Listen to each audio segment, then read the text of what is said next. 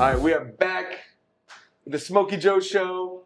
Today we got a special guest, incredible artist, incredible dude. Just recently got to know him a little bit more, but I've seen his work forever. Such Styles. I'm putting greetings. I'm putting cheers in there. You get your cheer track. with all the seats in here, you'd think we'd have an audience, but I'm not good enough for that yet. But eventually, there's an audience out there though. Yeah, that's true. Yeah, we got wink, wink. It's about 75 to 100. Keep it down back there. Well, dude, thank you so much for coming on the show, man. Taking time out of the day to. Heck yeah. Yeah, dude.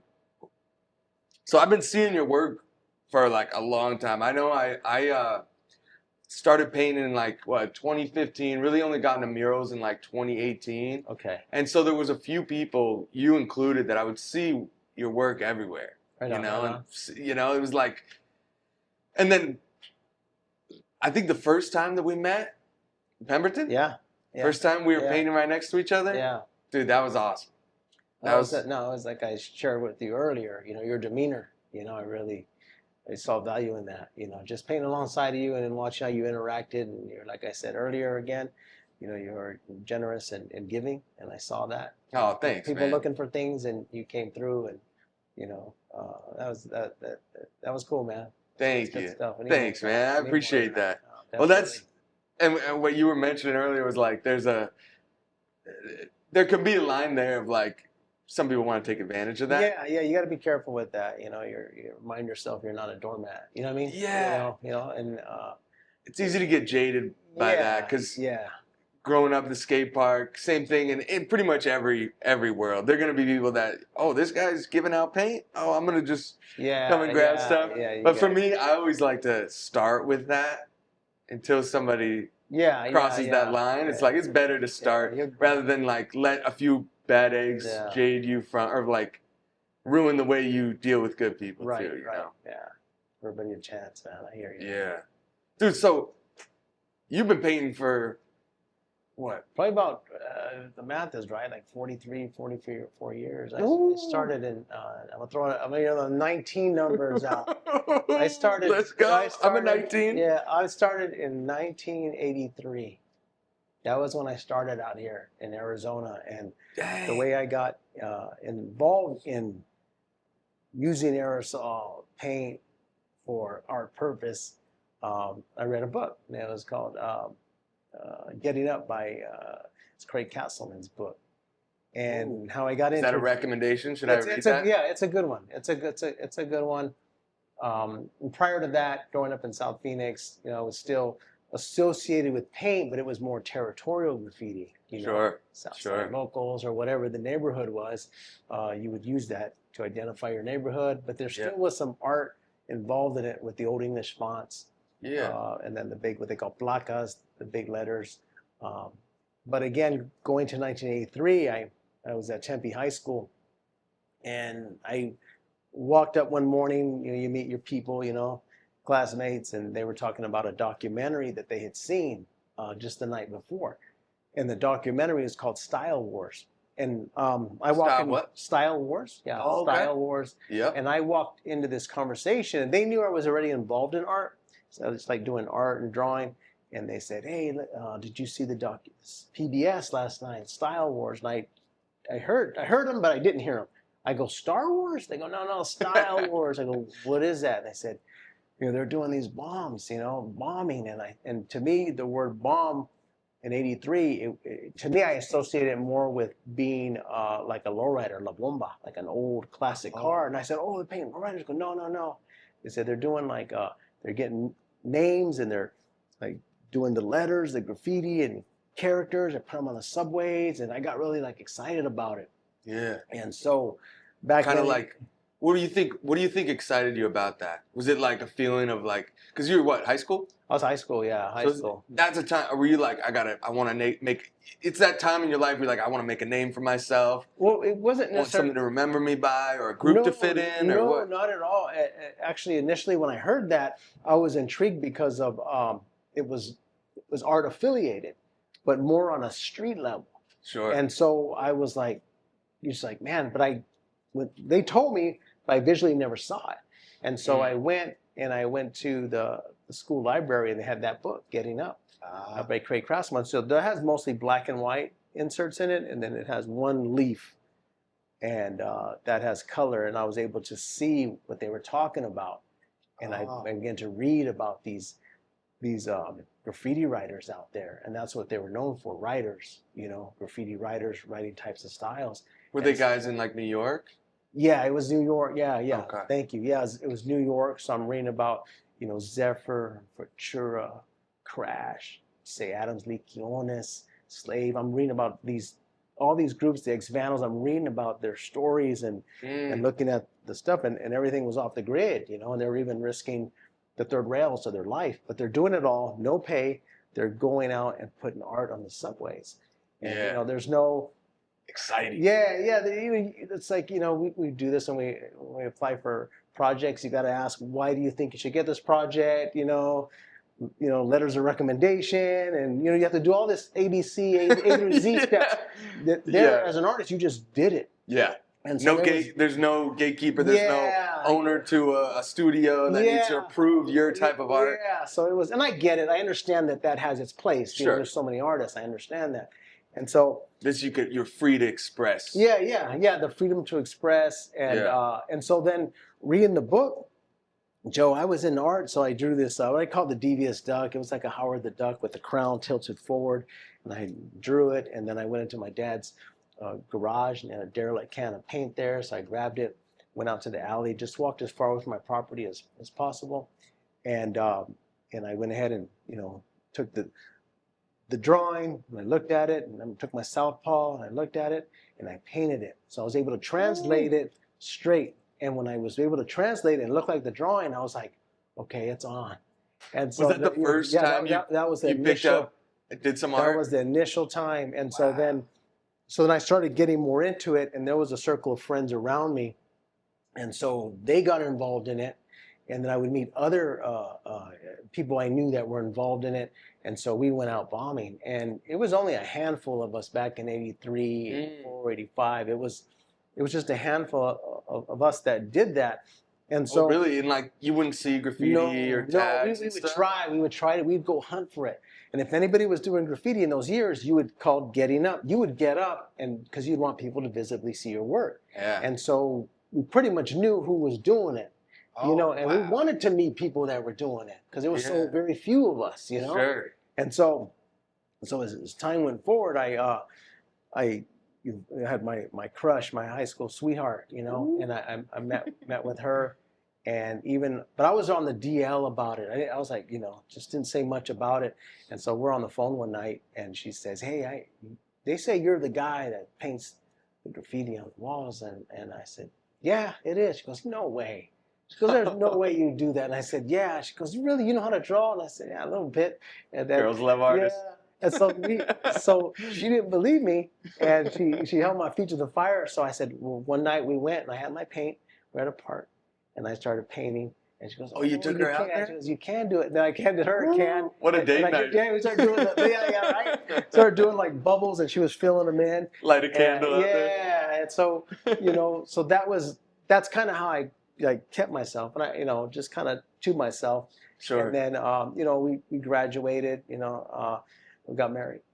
We got married. That's your wife? That's my wife. Yeah. Dude. Yeah. So you have painting integrated in every part of your life. The history. And so with her, we got married, and then about 3 years, 9 months later, Champ was born, her firstborn son. And then 6 years later, his little brother Christian was born. And so Champ's been around. You have the two sons? Yeah, we just have the two boys. And so Champ's been around his entire life. So, you got to think, this is all he knew. And it wasn't until, and he can correct me if I'm wrong, I believe it was like 5th grade, and he had gotten grounded, merits, whatever. Yep. And so I said, hey, no video games for you. You want to watch documentary? You want to read a book? That's fine. So he went into my art room, and he grabbed. That's a good move as a dad. Yeah, I tried. Yeah. And so I had my moments. And so he went in, and he grabbed, I think he said some Nat Geos, and then he grabbed the Style Wars, because just to back up a little bit, that Style Wars, I didn't see it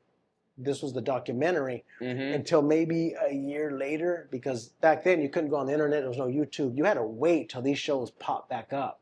And so it popped back up, Channel 8 PBS, I got to view it. And as the decades went forward, they took it and they turned it into a DVD copy. So I had that. So Champ grabbed that, he flipped it on, and he was like watching and just like, whoa. And just decades before, I was like watching it. And so he just like, he got bit, and then he got a little black book, and he just started drawing. And I have those black books still today, So that's kind of like how he fused into it from there, and then he started his training doing that. Yeah. Did that make you proud as a dad? It was cool. I never wanted, like, both of my sons to. I didn't want to push something on them that I was involved in. Sure. Not that I didn't want it for them. I just want them to grow on their own. Yeah. And so and when he did that, it was really something, because I was very proud of him, but I was also torn as a father. Like, I'm driving down the road and I'm looking, and up on top, like a billboard, I'm seeing a Champ, and I'm going, oh, and I'm like, hey, oh, that's good. Oh, yeah, that's. He's getting so I was like, that's crazy. Yeah, it's like the artist part of you and the dad part of you so is you're like just kind of like like Homer, and so that, but just and then seeing his work develop, and it was kind of like the rite of passage on that, on being like in the vein of a writer, graffiti writer, and doing that. And I know here we are in 2026. It's a whole different landscape now, and I'm not ignorant to that. I totally understand all that with a lot of the technology that's involved in it. Sure. And myself, and I only speak for myself. I try to stay in my lane, and I don't, I'm not putting anybody down. I try to still keep it the way we call the samurai, the way of the Jedi, where it's still handcrafted, Yeah. And so that's how I still do my work today. And I might have all kinds, as Scene says it, it might be a million outlines, but it'll shape up, and I know where it's supposed to be, Yeah. The artwork on it. And when I'm painting, and this might be with you too, it's like clay. You're painting, you're adding colors, and then you start shaping it, and it's like clay, Yep. This mistake, eventually gets it right. Or you'll do something that you probably purposely didn't want it there, and then with me, I'll step back and look and go, oh, okay, that works. Or if I'm painting with Champ, which we don't paint too much anymore. He does his own projects, I'm doing mine. Anything bigger, we come together. That's what I want. I want him to grow, and he has grown, and so we'll be painting, and then he'll like do a line, and then he's gonna like try to continue painting. I go, no, stop, come back here, and I'm like, look, and then where he's done that with me too. He's like, hey, keep that line right there. Look at how that looks, and it gives a shade where it looks like this, and so it's always nice to have another set of eyes like that. Yeah, the step back is revealing sometimes. You feel like you're really hitting it, then you step back, you're like, oh. Oh yeah, yes, on the negative, no. on the negative. When I first started doing like projects, commission projects, and I'm up on a scaffold and you're painting your butt up there, and then you don't get down, and when you finally get down, like I go to the restroom, you get down, and when you walk back in, you're going, oh no. Yeah. And then I'm like, now you gotta stop, you gotta look back, you gotta stop and look back, and that way it shapes up. And so, but yeah, that's just like my humble beginnings, doing that out here. And then eventually, as the years continued, and 1990 came, and Crayon, who was featured in a book called Spray Can Art, he's with a crew called TWS, he's from Frisco, he came out here, and he was going to school out here, so I saw his tag up somewhere, and he's like, it's similar to like, you're into basketball, and you like see like, Dennis Rodman, and he's like in town, and you're able to kind of connect. That's a celebrity for you. Yeah, it's a celebrity thing. And so he came, and we befriended each other, and we hung out, and we started a crew. Sick. And we started painting more out here. And I have like... Because there was a smaller amount of people still at that point? In 1990, it was growing. It still wasn't epically large, but that's from 83 to 90, right? Yeah, 83, and 83, I'm painting 84, 85, 86. Mine's uninterrupted. It's consecutive. Like I didn't start in 83 and then take a 12-year gap and then jump back in it. You were just... Yeah, and saying, hey, I started in 83. No, I have invested running years, that are involved in it. And so he comes into town, and then he begins to do different things that I'm unfamiliar with, because I'm just using the basic stock tip rather. I was gonna ask that. Yeah, the stock. And again, and just even to back up on some more information on that, I'm using like industrial grade paint, the Rust-Oleum and the Croydon, which isn't manufactured for our purpose. It's like to refurbish like a mailbox, or you're a farmer, you got John Deere yellow to refurbish your tractor, and so stuff like that, the Caterpillars and all that. Limited colors too at that point. Yeah, it was limited. I mean, they still had theirs, but there was limited, and so and you're using stock tips, and so I'm like this sole kid in Arizona, like doing this, and it hasn't like been done out here. So trying to figure it out, being real clumsy with it, and so just going forward in 1990, I met with Crayon, and he's using these different tips. It's called the Phantom and the Fat Cap, and then he was generous in allowing to like to teach, and so or share information. So I started doing that and learning, you know. And then my boy Tax from AM7 comes out years later. He's M77 letter. He comes out and he begins to kind of share like the cutting technique on it, and so so I'm starting the stuff that wears your finger out, your knuckles out. He's clean everything in, and then my boy, KA from New York, he comes out and he brings this New York bombing presence, which is just like large. The sticker game was, and he had that out here in Arizona, like doing some clever stuff, man, stuff. And so to have all that, like. These friendships that are being built, and have that still infused into like my vocation of graffiti writing, it just helped develop it, even that much more, Why would they, so guy from LA, guy from New York, why were they coming out here? Well, the one, Tax came out because it was in Tucson. He had like just either relocated for a season out in Tucson, and then I had got wind out here in Phoenix. Hey, there's a writer out there, and he's been doing this work, and there's a group in Tucson that are doing this work. So I went out to Tucson and started learning more about what was going on there. And it was actually information from, there used to be a gallery out here called Mars. It was Albert Soto, and Rudy Guglielmo. So they were the ones that said, hey, they knew what I was about, and type of art wasn't really being featured. And so in galleries and stuff, but they were real good to me and allowed me to show in the space. And so they told me about Tucson, so they got a grant to send me over there. So I got to meet them, and one thing about Tucson is they've always been so hospitable to me, man.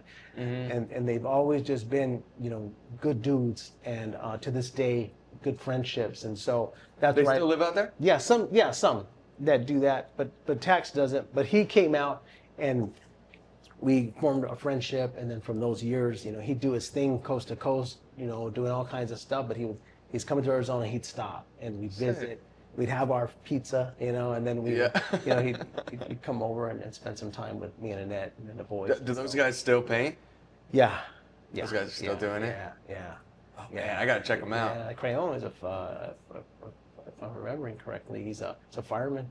Oh, really? Yeah. I know Tax involved in some other art design things that he does too. He's a very, I say fine painter, and I mean that in the sense of he's just so detailed and clean. His work is very clean. I always admired that, And but yeah, just going forward and getting these friendships and really close friendships, and it began to grow outside of the graffiti.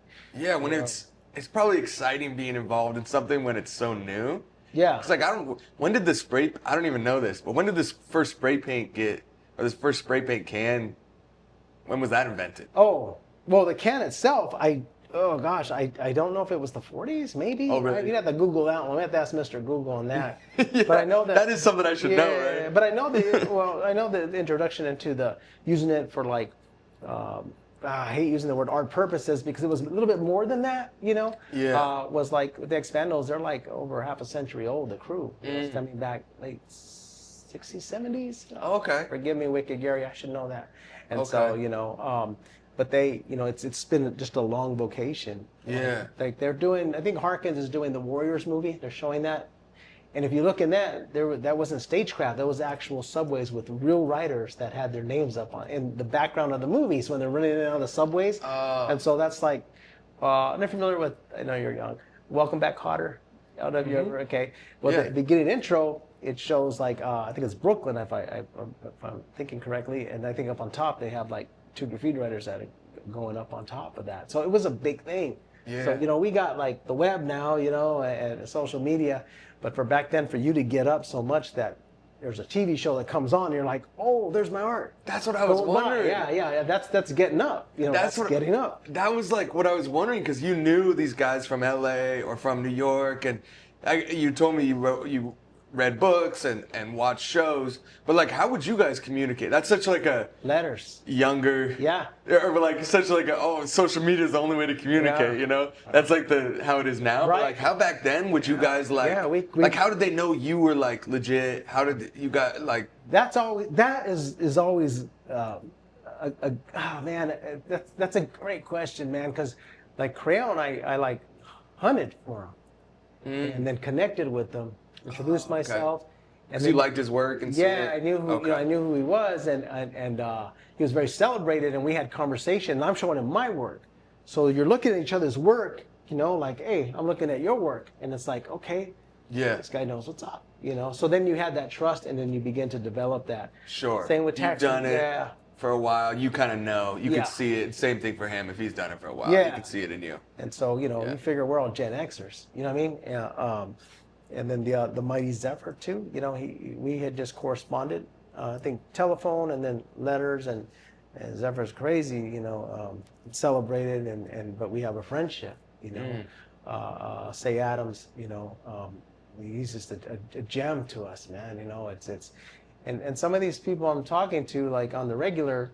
But it's because of a friendship. It's not like, oh, well, look who I talked to today, and then blast it out. I'm like, no, this is our business. This is us just, you know, being people. Yeah. You know, Gerald from LA at ICR, same thing. We vacationed together, you know, or you know, exchanged Christmas gifts. We were on that family level. We were on a friendship family level before, like, you know, we started even painting together. You know? And then just the people that are out here too. You know, you got Hughes, is another artist out here. You know, older. Like myself, and we, you know, we just have that like rooted connection, or we painted, and those that were around me. And then I did a project one time at Westwood High School in Mesa. They had me come in. There were some kids that were getting in trouble, so after school, just give them something busy, keep them busy. So we did like a workshop, a mural workshop.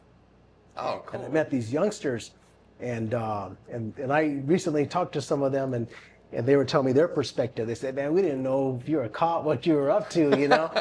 And then again, they saw my work. Okay, this guy's legit. And those young people are now like adults and doing very well. Oh, wow. Yeah. Like Rizzo, you know, God bless him. He's doing very well. Especially Weiner. He's a very celebrated tattoo artist, you know, here in Phoenix. And again, developing those friendships. Like when it was Champ's graduation, they were there. You know, they came out. Because again, it just goes back into that rooted family, you know. Yeah. Do you think that's why you got into it? Were you looking for like a community or a family, or like?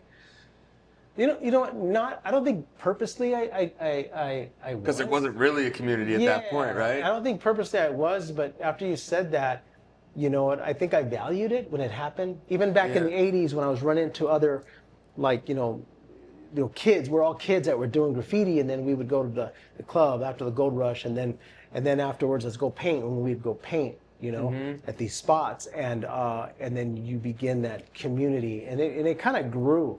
Yeah. You know.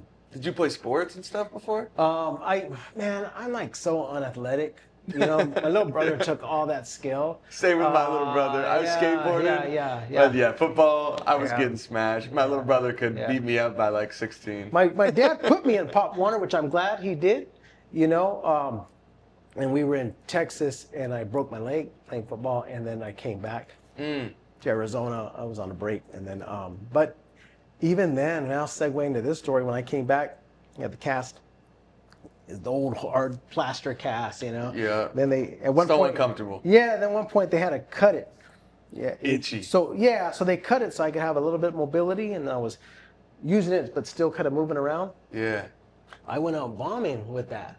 Like I went out with hard to run away when you got that. Cast. No. But I was so committed.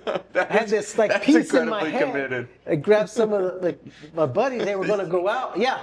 And that's exactly it. Painting. In the rocks and like the train yards and stuff? Well, it wasn't the train yards. These were like the city wall. So just still and getting chased on top of that. So yeah, that's a whole nother story. But I'm saying all that to say that it was just wait for me. Yeah. I was like, yeah. That was the comical night. But it allowed it. I think what happened as an artist, you had something on paper and you really wanted it to get up. You wanted to have it up. People could see it, appreciate it. You wanted that. It was that I'm like, I got to do it. It was like a fever, more cowbell. It was like it's like, man, let's I got to get this done. And so I worked around that. And this is all just doing it. There's no review board.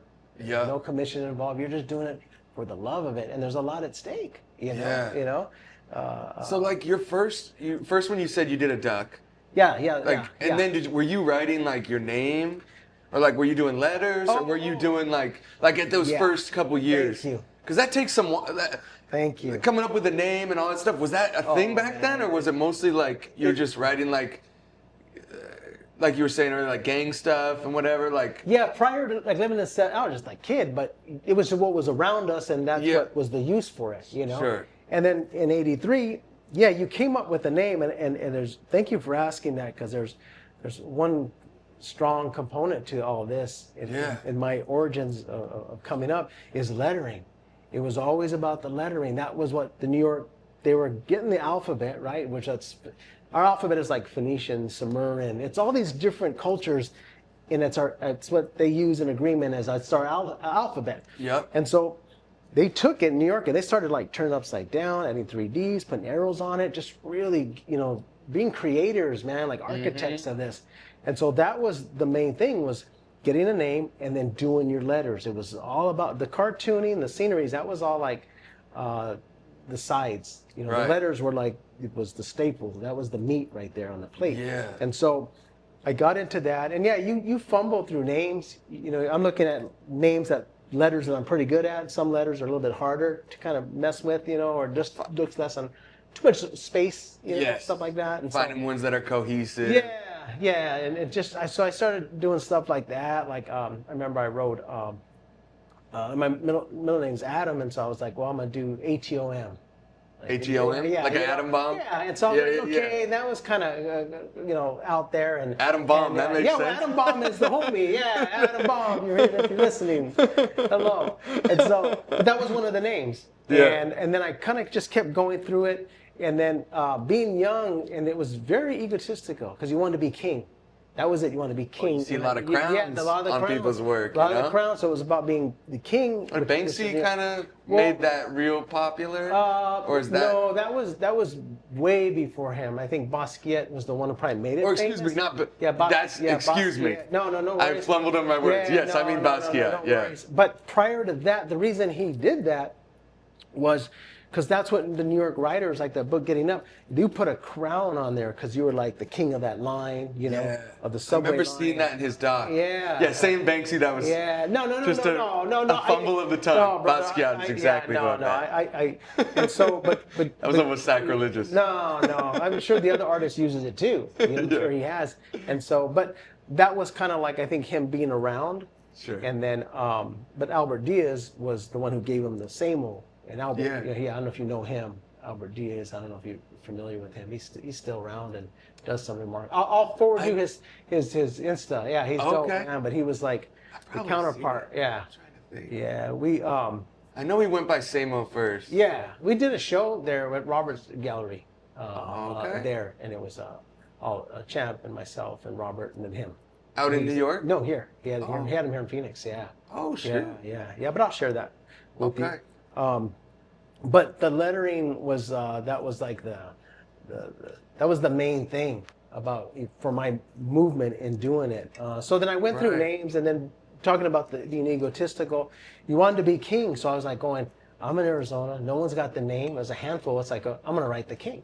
So I King of the streets. I was just like the king, and so and then I dropped that. And there's artists now like King 157. He's very celebrated with that name, you know. Yeah. And then I got into an acronym. I used such. So that was like, okay, that's the name I'm gonna use, you know. Do you remember why you came up with that? Yeah, I do. It was egotistical. Those are good letters, though. Yes, you see. Those are good letters. Yeah. The C is a little interesting, but I haven't done letters in a while, which is I'm ashamed. But and a couple of days ago, I'm like going, man, I need to start rocking my letters, man. And so, but at any rate.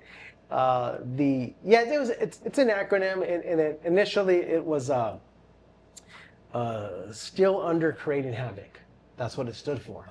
And I was using that, and then I started doing trains, and I was putting that name up on the trains. I was painting with some. Mainly it was just. Are any still up from that time? I wish. Things man. get smashed over. From 92 to 95, and. But going in and doing that, and I had some colleagues, some friends, that were involved in that too. Initially, it was just me and a close buddy of mine, Bizarre. He was out with me. We were doing that, and then Vice had went out, and then of course Killer Ka, and he was from New York, living out here, and then we were painting and doing that, and so it was just going through that whole another chapter in my life, of it. Yeah. And then with such, I had that, and then I had this. I'm gonna call it for what it is. I had this religious experience, man, and I was like, okay, I'm gonna keep the name, and so then I started rearranging the acronym, and it stood for "Serving Under Christ's Hand." Is what.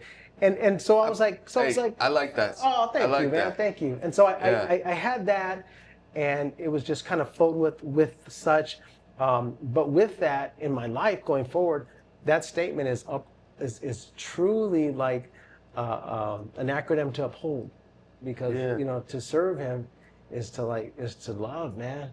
And sometimes when you're driving on the street and someone cuts you off and gives you the middle finger, it's hard to love. You know what I mean? It's someone takes your parking. Oh, it's hard to love. Yeah. Or that first reaction. Yeah. Or someone don't look like you, and it's hard to love. And so I'm like, but I had to learn. Man. I gotta love. My neighbor, man. I gotta love him. I gotta love the immigrant. I gotta love, because that's what the text says, is to love. 100%. Yeah, and that was actually what that Christ had said, man. The greatest commandment is God, you gotta love. You love me. He goes, then you gotta love those around you, man. He goes, absolutely. That's what his story was. Yeah. Coming to earth, dying. Yeah, that was like a love story to. Yeah, absolutely, man. Humanity. And it's it's just, but to do it, to really. Put skin in the game, man, and to do it is a whole nother thing. And so, but I still keep the name such. I don't. The acronym in my life, I don't know what that means now. I probably need to sit back and kind of restudy that and look at it for my own being. But yeah, just going forward, just creating artworks, and it's 2026. It's a different game. It truly is. You're looking at all kinds of different things. Now, what you see here now in Phoenix, in the metropolitan area, is not what I saw coming up as far as art. I remember Tempe would give, I had a project, and then they said, we got to go to the city council to get approved. And they wanted, they almost wanted you to follow the tree and break every limb and hit the ground, and then we'll approve it. There was so many, just barrier walls, man. And so... But as time progressed, you see that they embraced the whole, graffiti movement, the art movement, downtown area there in Roosevelt, and I know that Breeze, he brought in the Paint Phoenix, and that was just artists together, all coming together from internationally coming together and doing this project. It wasn't really a surprise, it's like a paint-a-thon. And then it grew from there, and then then someone else saw interest and value in it, and then ran with whatever after that. It's a whole different conversation. But you have where Lalo Cotas, that's out there. But all I'm getting at is you're seeing all these big masterpieces, and it is a drawing card.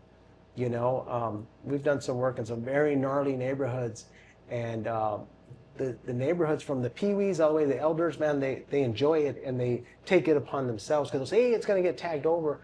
Well, it can happen. There's bad apples in every bunch. I'm not above that. Young teenager gets a spray paint can. There's no stopping them. Yeah. And I'm not above that. It haven't anybody, but we've been very fortunate that it hasn't. they see the value in it, you know. Mm-hmm. So, you know, and one of the things too, if one of my pieces was to be defaced, I don't make note of it. I don't make light of it. I don't blast it and show everybody. Yeah. Because then the person that did it, well, now they're getting more fame. It's just like, just clean it up and move on. You know, hey, it's just like, don't want any like smoke with and it's part of the course. Was us as a graffiti writer, you're doing stuff, the city comes buffet. It was only, we didn't get too attached because it was only for like a moment. You know what I mean? You know? You know, like the Borealis. You see it for a moment, man. You appreciate it and you move on. Yep. But like a shooting star. Yeah. But today it's nice with everything can be documented. Yeah. And so you have these memories.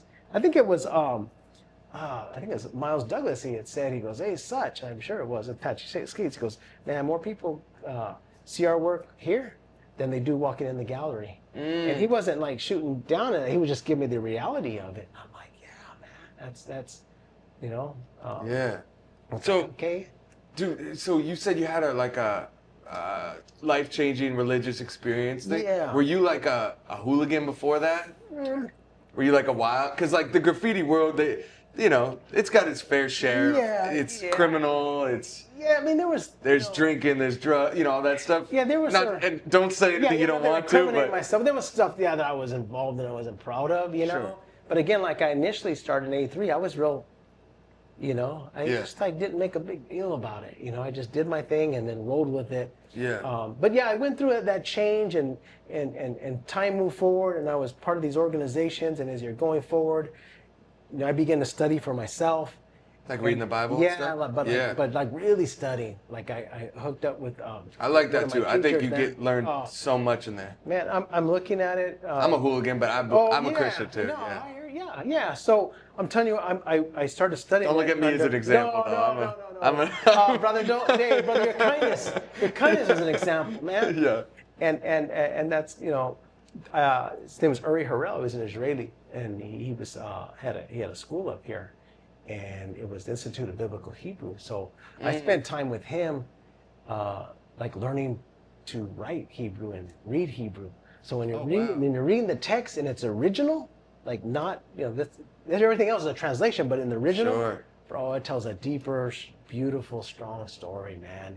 Wow. And that's what really has me now. Because I would go through these stages of these different, you know, groups, and I'm like, wait a minute, you taught this, but it doesn't say that.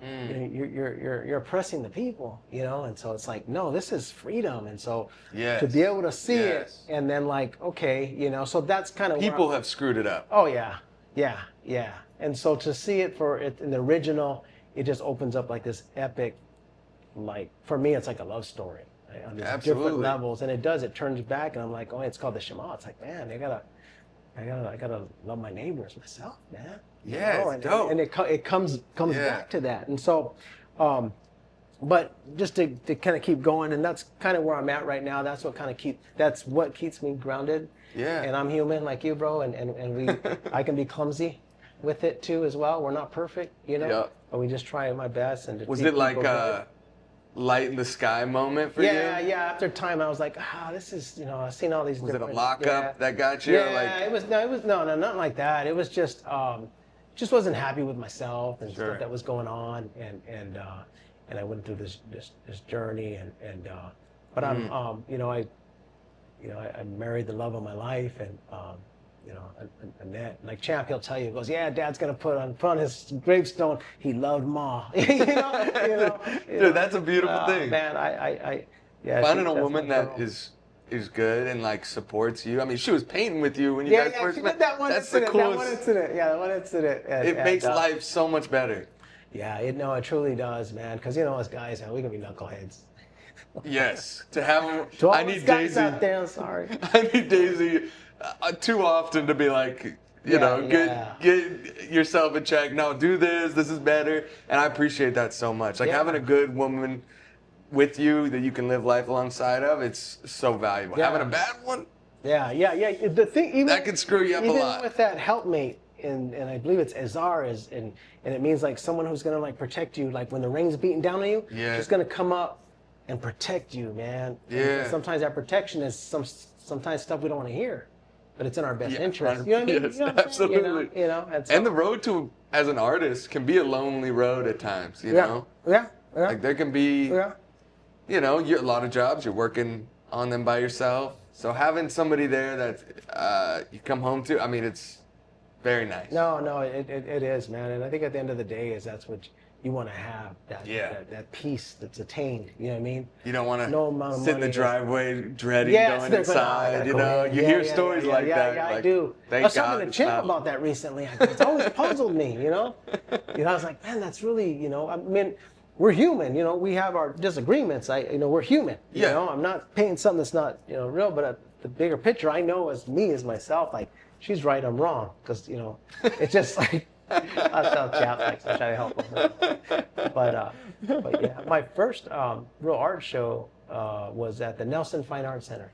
And that was 93. And that was at Arizona State University. And what had happened, I think they had done a story. And so then we got connected with them. And they were so good to me. John Spiak, Meredith Zyland, Gene Macon, they were all just so good to me, the group over there, and so I was able to do this show, and I did these big old 4x8 MDF panels, and I did those. And were you spray painting them or brush? brush? I spray painting them all, and spray painted them on my place. Then we took them over there, and then they hung them in there, and it was just a really. So I was 93.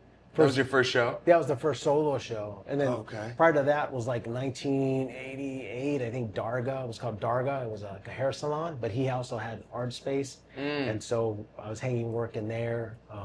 But some of the initial gigs were, there was a club out here called Out of Water. And I think that was 86, 87, 86. And Ames Wardy, who was the son of the fashion Wardy clothing. He was out here, and we had a club, and they had all this just spray paint fluorescent inside the club. And so I talked to him, and I said, hey, let me paint, man, something for you. And he goes, well, what do you charge? And I really wasn't charging yet. And I said, I don't know. I said, I tell you what, I said. Just before you ever got paid for like a gig? I was bare, this was when I started like getting it paid. And then I said, I tell you what, I said, give me $500, buy all my paint, pay me $500, and if you don't like it, I keep the paint, you keep your money. And he goes, all right. So he liked it so much, he built 2 more walls, and I painted those. Yeah. That's a good feeling. And then he had other people that had clubs, like in Iowa, I think in Utah. So he started like helping me. He goes, here's what you got to charge, and do these canvases, and they're going to come in here and they're going to buy them from you. So he helped me. And then I started doing work, like large mural work, was with my brother-in-law who passed away, Joe Sanchez, and he was with the district, and same thing. Goes, hey, they want a mural. I think it was Broadmoor, the school in Tempe, and it's a bobcat. And he goes, they can't pay you. He goes, but they'll buy you all your material. And he goes, but do it, and maybe the next one. So I did it, you know. Trying to get a portfolio. Exactly. So I did that. And then there was a meeting there. Nowadays, you hear that, you're like, oh no. But yeah. Today, now it's a different story. You know, starting, you're hungry. Yeah, when you're hungry, and so portfolio is worth everything. It's worth a lot. And that was a hard bound book portfolio, you know, with hard, you know, pictures from a 35 millimeter camera. You know? And so it was up, and then whatever, a few months later, here in McVitie, they did an architectural firm had a meeting there to do some work for the district, and they saw the mural and they said, who did this? And they said, well, hire him. So I did a couple. So he was looking out for me, and it was true. So it spread. But you're right. Today, no. I mean, I sat in this conversation with someone who's new in it, and they said, is there a way to like get a price, like a threshold, so we don't go, no muralist goes underneath it? This person was saying, I'm getting under cut. And I said, no, who's going to enforce it? And I said, I lost a project, and I go, because the restaurant owner said, I found someone who's going to do it, trade in food. Sure. And I said, I take that deal. I said, I get it. You know, everything's expensive right now. We're all trying to get this thing. And I said, there's no way, because you're right. Someone may do it because they're hungry and they got to build the portfolio and to do it for nothing. And it's out there. You know, it's just kind of where we're at now. You know. And so if they really want your style, they want your quality, they'll come to you. They'll come looking at you. You could chase around. My always thought is like, I could waste so much energy complaining about, oh, this person undercut me. Oh, their prices need to be like this. The truth is, our first murals, I didn't charge a lot. Yeah. So I can't, it'd be hypocritical for me to be like, everybody needs to charge this. Yeah. Yeah. And you're never, if you spend that time, like, you're never going to change it. No. There's always going to be a new artist coming up. Yeah. And you could look at that negatively and like pessimistically and be like, these youngins, I'm jealous of. Or you just keep growing your own work. Yeah. Getting better at your own work. People are going to come to you. The ones that actually are willing to pay, they're going to come to you. You know what I mean? If they like, for your stuff. So one of the most solid advices given to me was by Say Adams, and he told me, he goes, Such, sometimes you just got to keep your head down and keep painting. And I was like, yeah, that's 100%. solid right there. It's like, you know, and so you just keep moving. Yeah. You just keep moving. Control what you can control. Yeah, I was in Scottsdale, and Crash John Matos had a show out there, and I had a really nice conversation with them. I was really just impressed with them because he was one of the ones I read about. And it's great style in the subways. And then he did a show. He sold off probably half his paintings. It was a considerable amount of money. And I said, man, I was telling him while we're sitting there, I go, man, that's amazing. And he was so real with me, man. He goes, Such, if you have a day job, try to hang on to it. He goes, because you've got to do health insurance, dental insurance. He goes, I have a storm door. Do you know what that is? And I don't. I'm in Arizona. And he goes, what's in it? He goes, I just got to call. It has issues. I got to correct it. We have weather back there. He goes, so AC goes out here. Yeah, absolutely. And so he was so real with me, and he's so genuine. This guy like did art. He does artwork for like Eric Clapton. He's did artwork. He's like very celebrated, man. And so he was, and I was just so impressed with him. Like, wow. And then I was like, I mean, he's telling me like truth. Yeah. You know, he's not taking pictures with a bunch of money going, hey, look at me, I'm doing big things. Yeah. Usually those guys are dead anyway. I'm like, come on, man. It's like, you know, this is my last $1,000 Yeah. I want to be. And I owe it for rent. And I tell like the younger generation, I go, it's not fair to you or fair to me to tell you something that's not true. Yeah. If I can spare you some grief, man. And I said, so if you can handle a job and have your health insurance, your dental, your 401k, I said, do it, and everything else is gravy. Yeah. I said, when you finally get busy and you're able to, then go for it. Yeah. You know? But do what brings you peace, man. Because sometimes you do the 9 to 5 and you're done. You know what I mean? And sometimes it's not the job. Sometimes it's the people in the job that can make it ugly. I think that's 75% So sometimes. But if you have something sweet and they're good with you, and you could be shoveling rocks. If the people around were laughing and joking, that's better than working in a coffee shop with people you hate. Bro, that's so true, man. That's so true. And so like when I was in the workforce, I had great bosses, man. Yeah, what did you do for those years when like, because obviously when we were all starting out. Yeah. And like, I got no shade. I give no shade to people that have other jobs. I think it's great to have multiple, ways to make income anyway. You got more income, brother. You got more. There's enough. Who's gonna hate on that? Yeah, who would? Because it's not setting you back. It's like, hey man, you're being smart with your finances. You know, Absolutely. and if you get the projects that's going to pay for your vacation, a nice vacation somewhere, offer your art, man, or it's going to help you attain a vehicle that maybe you want, things that you need. But like you and I both know, and AC goes out, and it's thousands. Oh, every time they come look at it, it's 2K. Yes. Yeah. I mean, my dryer went out the other day, and then my garbage disposal went out the other day. It's just unexpected expenses, man. Yeah. You know, it's living. It's just the way it is. Yeah. What were you doing? Oh, so yeah, coming up. Do you have a trade? I graduated from high school, did a year of college, didn't finish, and my degree was art and advertisement. Check this out, and criminal justice.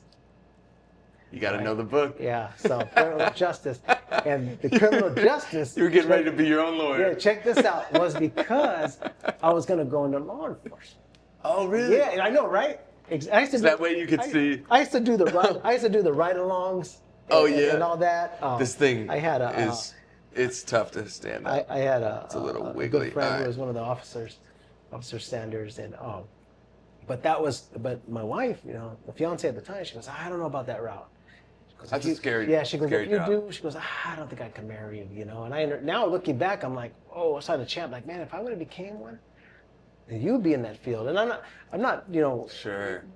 Again, there's bad apples in every bunch. I totally get that, man. And we need good cops. Yeah. You need, like I said, Officer Sanders, man. He was like, he was so so amazing, man. He ended up becoming a detective, so that was the field. So then I switched. When Nanette told me that, she was afraid, hey, you may not come home, or the divorce rate's high, all that. And so I was like, so then I went more towards the art, but it wasn't anything I learned in school. It was using the spray can to do the mural. So I was doing that, and then I was working like manual labor, and then I went into this warehouse, and I started there manual labor, sweeping, but I showed up, on time, and I was diligent at what I did. So as time progressed, I started learning the product, and so they brought me in the office, and they said, hey, can you handle this, the shipping and receiving? Hey, can you come in and log this in? This when computers were kind of hitting. The 90s, go log everything in. Can you do this? Can you handle this? Then there'd be a salesman position. Hey, do you want to apply? And I got salesman. Going to do outside sales. Yeah. And then ended up, do you want to be purchasing? So it went down this whole vein. But that's why I tell young people, I said, I don't know how the market is now, how the job, I don't know what they look at or what they don't look at. I said, but if you show up all the time and you're available, at least you're reliable. Good work ethic. And so, they're good work ethic. And good personality. Yeah, and so my pops instilled that, in me. And so but looking at it that way, so I did that. What was the company? Or can you? Yeah. I was working with Southwest Hardwoods, and then they were McEwen. We ended up at Lumber Products, and it was a hardwood market. And so, were you ever the installer? No. I was the guy that dealt with when the customer base that worked in that field, they would come purchase the materials, maple, oak, walnut, at the warehouse or something? Yeah, the distribution center. And so we'd get it from rail. And this was all like pre 9/11. You see your letters driving by, Oh, yeah. So this is all pre 9/11. And why does that say such on it? Yeah, and so I'm looking, and we're there in the yard, and I would see, because we were like near Southern Pacific at that time. And they're not around anymore, but it was Southern Pacific. That says and I would say, no, it was such. It was all such back. It was all such. So I would see like, whoa, and then they would stop it because they're shuttling cars. They would keep moving because we're near the Sunset Yard. So it was like we'd see that.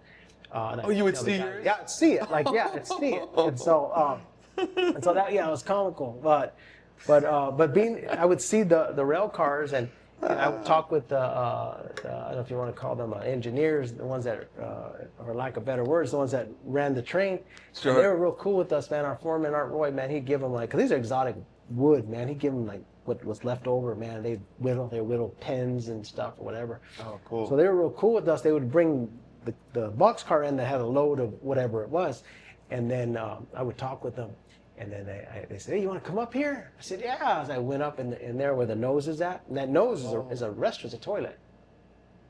He goes, look, and he lifted it up. In the train? Yeah, he goes, there's a toilet right there, and they lifted it up. Yeah, it was dope. And so I was like, oh, cool. And they'd give me the little waters and all this stuff they had, and I still have all that stuff today, So in the front? Yeah, that nose.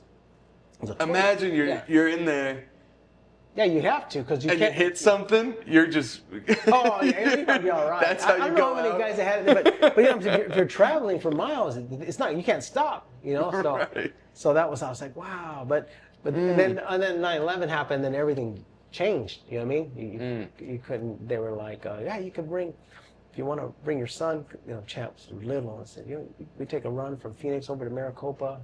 He had a word for it. You can come and experience that, and it was just real relaxed. Even the yards when I painted were very even more relaxed, And I had one rule. I said, don't burn the spot. Don't start painting all over the buildings. Just get your artwork and then get it and go. And so, but that was just another We're like, forgive my ignorance on this. We're like cops. Like, was that a crime back then? Yeah, most certainly. People would still get. Yeah, most certainly. Because now it's a severe crime, right? It was in the 90s. It was a felony. It was still a felony. Oh, it was still a felony. Okay. In the 80s, it wasn't. It was a misdemeanor.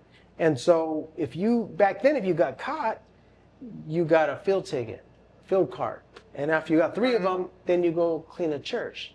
But a lot of this wasn't happening. It wasn't a lot of these like we did another initial piece was at our school, high school, and then and it was a seasonal one. It said Merry Christmas. I did it with another artist who's deceased, and I did the Mickey Mouse with the Santa garb, and it said Merry Christmas and snow on top. It was like a nice piece, man. Underneath the moonlight. It was on the racquetball courts, and so the next morning. it so happened I have PE that morning, I have first hour. And so we line up with these numbers facing that racquetball court. And racquetball is probably about, I don't know, like 50 yards, down. And so I remember the principal and some other faculty came and walked past us at line and went right to it. It was freshly done. And I was nervous. I was like, oh, man. Is that at Tempe? Shoot. Yeah, I was like, oh, man, what's going on? But there's no cameras back then. It's 1983, It's like, yeah. And so, but what had happened is they were looking at it and they didn't know who did it, obviously. So they went to the art department and said, did you guys do this mural? I said, no, because it was going to be Christmas break. It was about to hit. And they said, man, leave it up. Because it was done in good taste. It was the Christmas season. They said, so they left it up. And then when we came back kind of the ultimate compliment, right? That was crazy. Yeah. And so it turned into public art, right? Performance art, so to speak. And so Dude, then, that's sick. Yeah, so it was unusual. Mm-hmm. And so we came back from the break, and then we came back, it was gone. They sandblasted it off.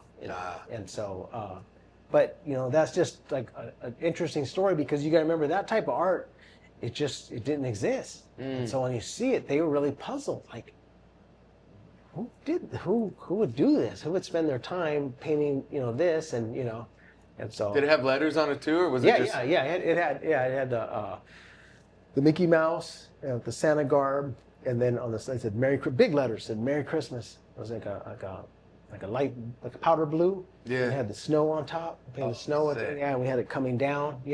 How long do you think that took you? And was it multiple people? Yeah, it was me and another artist, Oh, and okay. we went out that night, free writer, and we went and did that. You got to be in and out. Did you tell anybody at school? Only a close amount of people knew.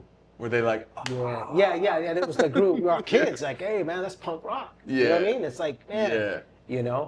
And in our group, it was a diverse group. We had skaters, in it, the Kirby's, and it's everybody mixed, man. It's just the way it was, Same with my group growing up. Skate park is kind of like that in general. Yeah, man, I respect that, man. I used to skate, but probably not like, I didn't do any like drop in on pools and stuff, but I did it to get around. Yeah. And to get up.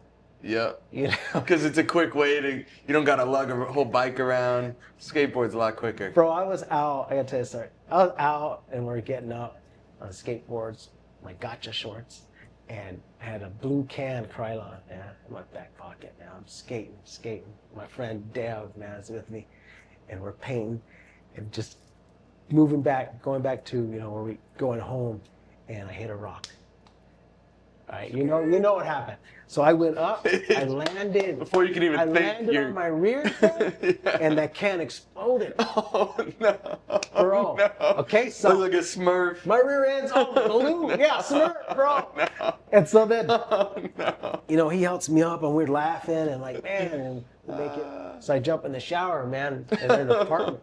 I jump in the shower and just trying to clean it off, man.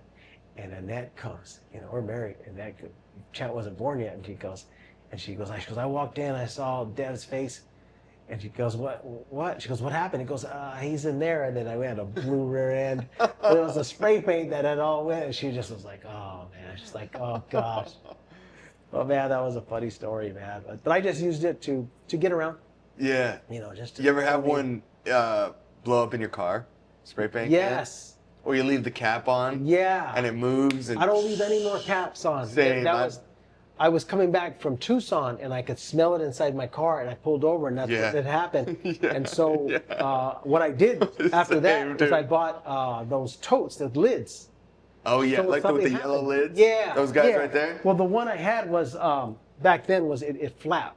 These weren't invented yet. They flapped down. And so I had that. Yeah. And then, so I used that. But now I use crates, too. Yeah. And a tote. But my crates now, I look and I make sure that there's no tips, man, because of that. I've seen pictures of horror stories, not stories, visuals. Yeah, spraying at your ceiling. You're on the freeway, you can't get off, and you're just. Oh, man. Yeah. Yeah, I'll be in someone's trunk that writes, and I'm like, oh, man. They go, yeah, a 5-gallon went over, or this can, just like you said. Yeah, the gallons are treacherous. Yeah. Because once you've painted with them, if you open that lid and put paint out, now they have that little opening, which actually is very nice for that. you know, you have those little nozzles.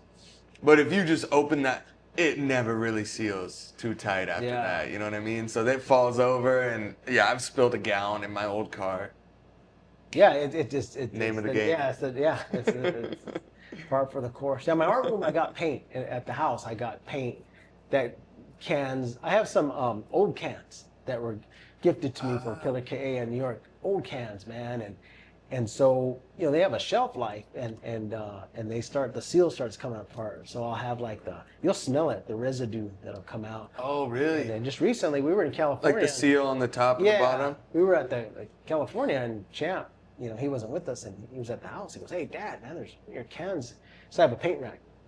He goes, "Yeah, one of your cans is leaking down in there, man." So I got on the tile, and he was gonna try to like clean it, like use Goo Gone. I said, and then we both in agreement said, "Leave it. Just let it be like the way it is. It's not a big deal, you know." Gives it some patina. Yeah, you know, it's just like you know, it's and so, but stuff like that, you know. But that's just the nature of our tools, right? Yeah. You know? Do you remember? So there was like what, Krylon and Rusto? Yeah, I used at Rusto, the beginning. Krylon, and then Krylon went through its phase of different branding.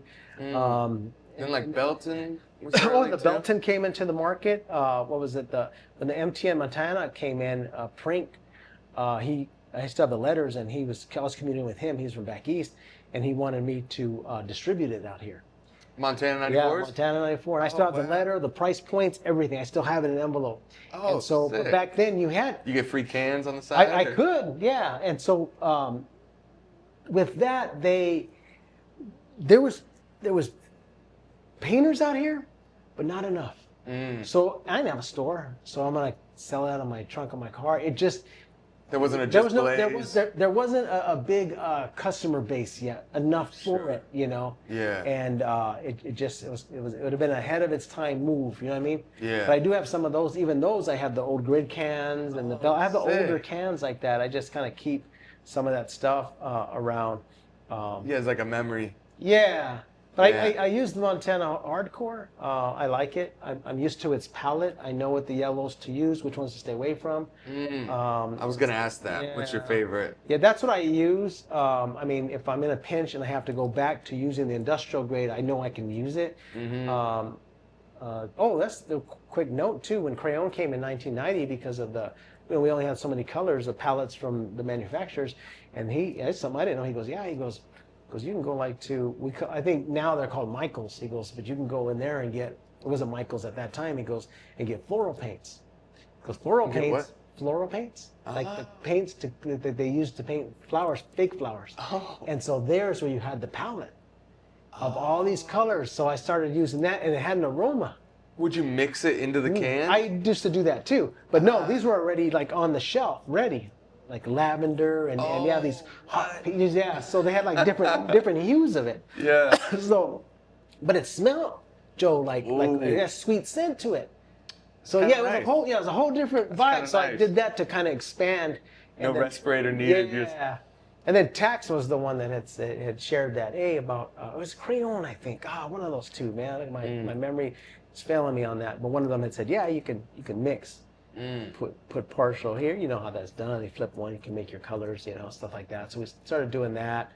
Got introduced to what's called a stencil tip. That was by Crayon. I still have the one he gave me, and that was because the caps on the cans, the Krylons, it was just a big cap, solid, right? It wasn't clear, and you pulled it out, and it had another little cap in it that was rested up on on the nipple area, and so you would cut that out, and then you X-Acto it out and do a half moon, and you get a pin. Make them yourself. Yeah, you do a little needle in there, and I started like burning mine, so it would be plastic with heat, so we made it real smooth.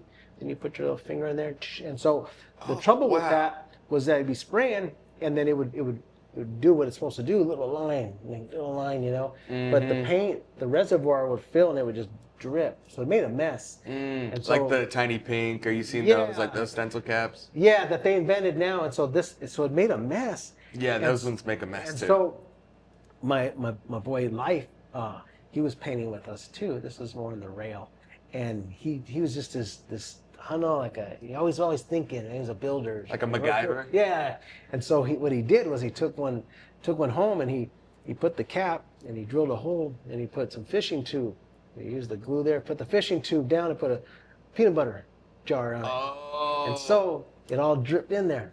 And I still have all this hardware, man, that he made.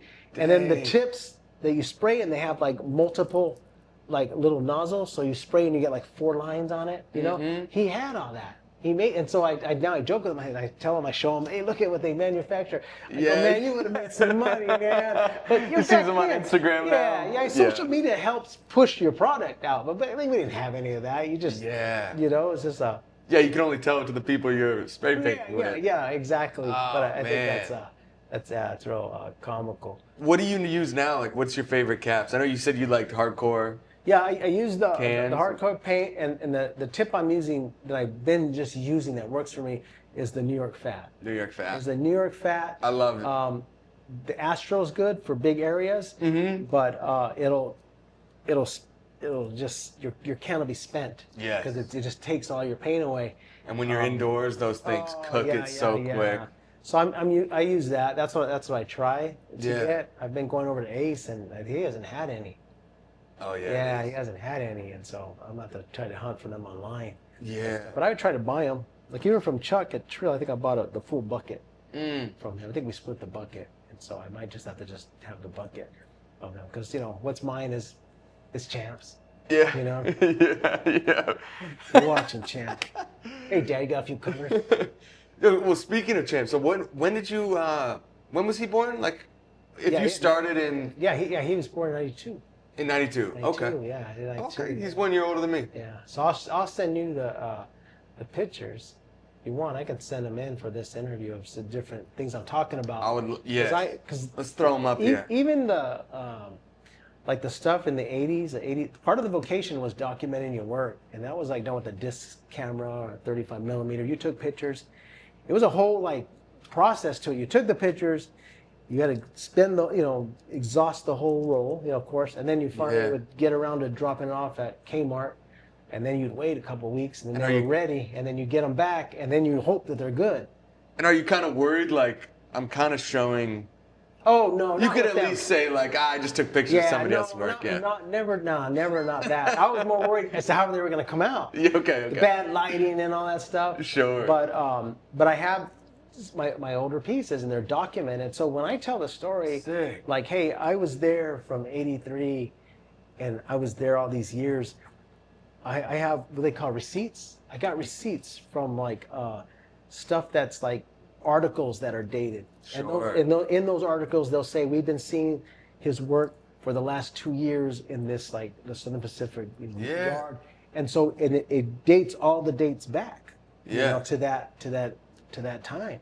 And so receipts is a great way to say it. I just have it like that. My story is done that. Now, when I first started doing it, it wasn't intentional for that way in the future I'd have it cataloged. It was just like I wanted to make sure I had my stuff like documented. It's your life. You want a memory of it. Exactly. And so like with Champ, he's just this little like 1.5 old kid, man. He's little, and he gravitates towards the paint. Like he grabbed to it, and I'd say, no, don't, I don't want to spray in your eye. As like a little kid? Yeah, a little kid.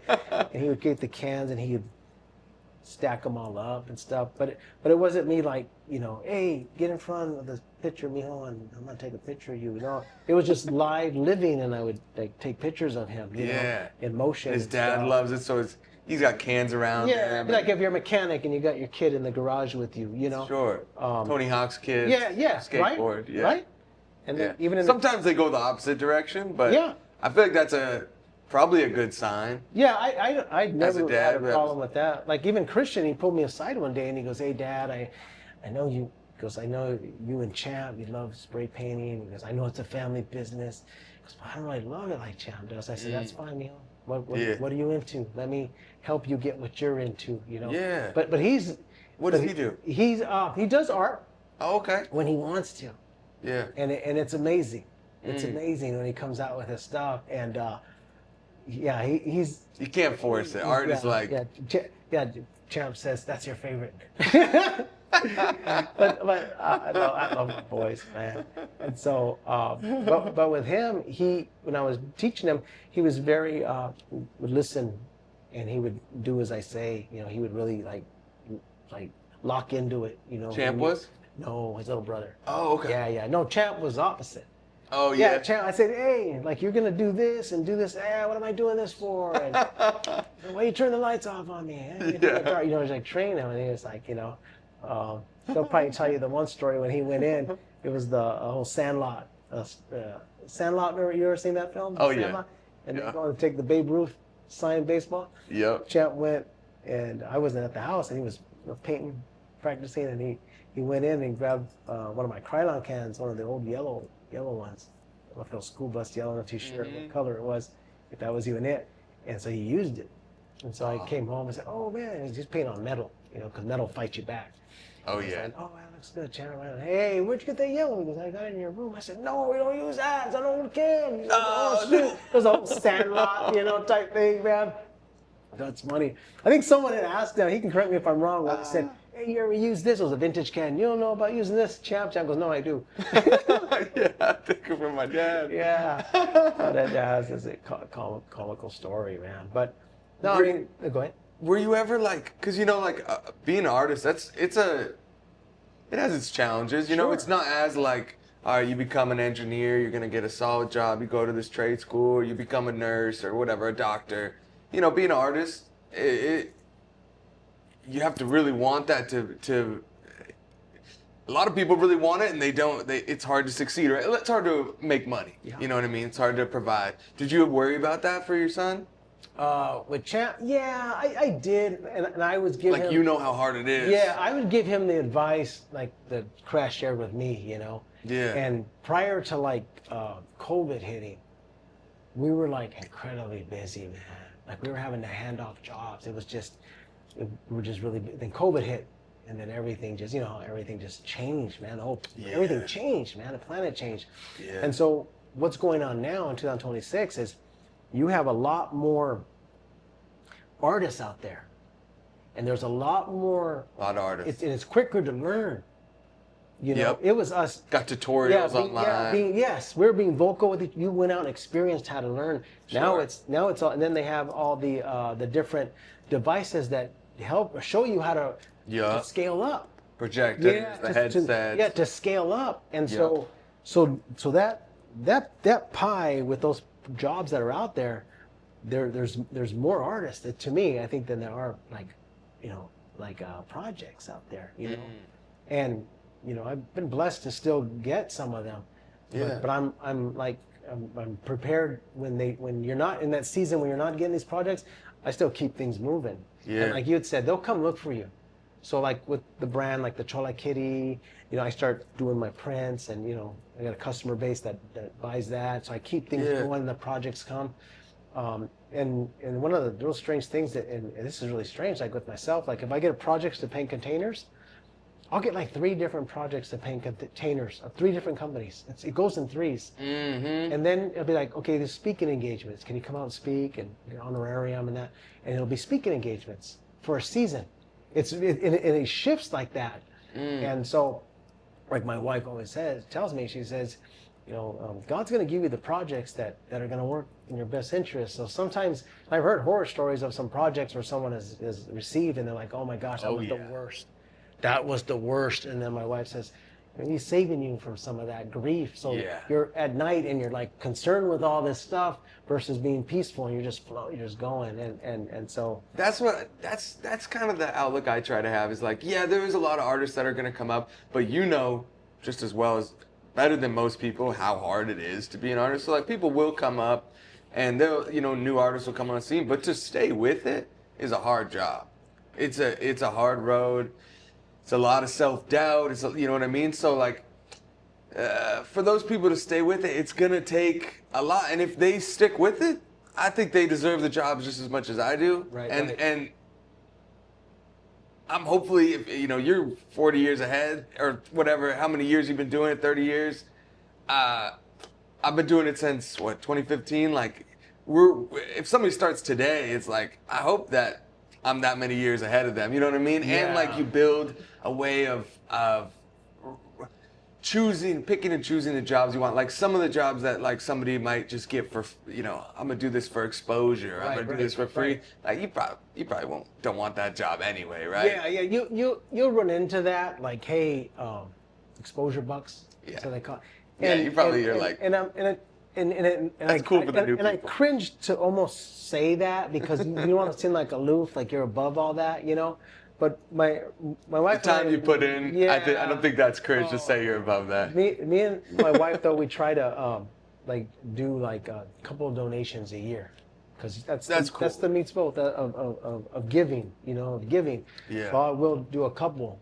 I need to do that. That I'll like do pro bono, but it's my way of keeping with connect again with the word, right? Yeah. You know, with the word and what it says. So we try to do that too. You know. That's cool. And I'll do something and I'll say, you know, it's on the house. I understand what you're doing here. This is, you know, I get it. You know, but with that, you know, yeah, we still try to look at different projects but you just never know, man. Because like I said, like the one fellow goes, I had to go with another artist because he was going to trade for food. Yeah. I get it, man. I told him I would have taken that deal too. Yeah. Sorry, Saj. I said, no, it's a good deal, man. Yeah. You know, you're trying to make it too as a business person, and you know we all are. So. Yeah. Do you ever feel this feeling with your work, or like with the business side of it, which is, you know, weird with art, but it is what it is. Do you feel this like you'll be busy?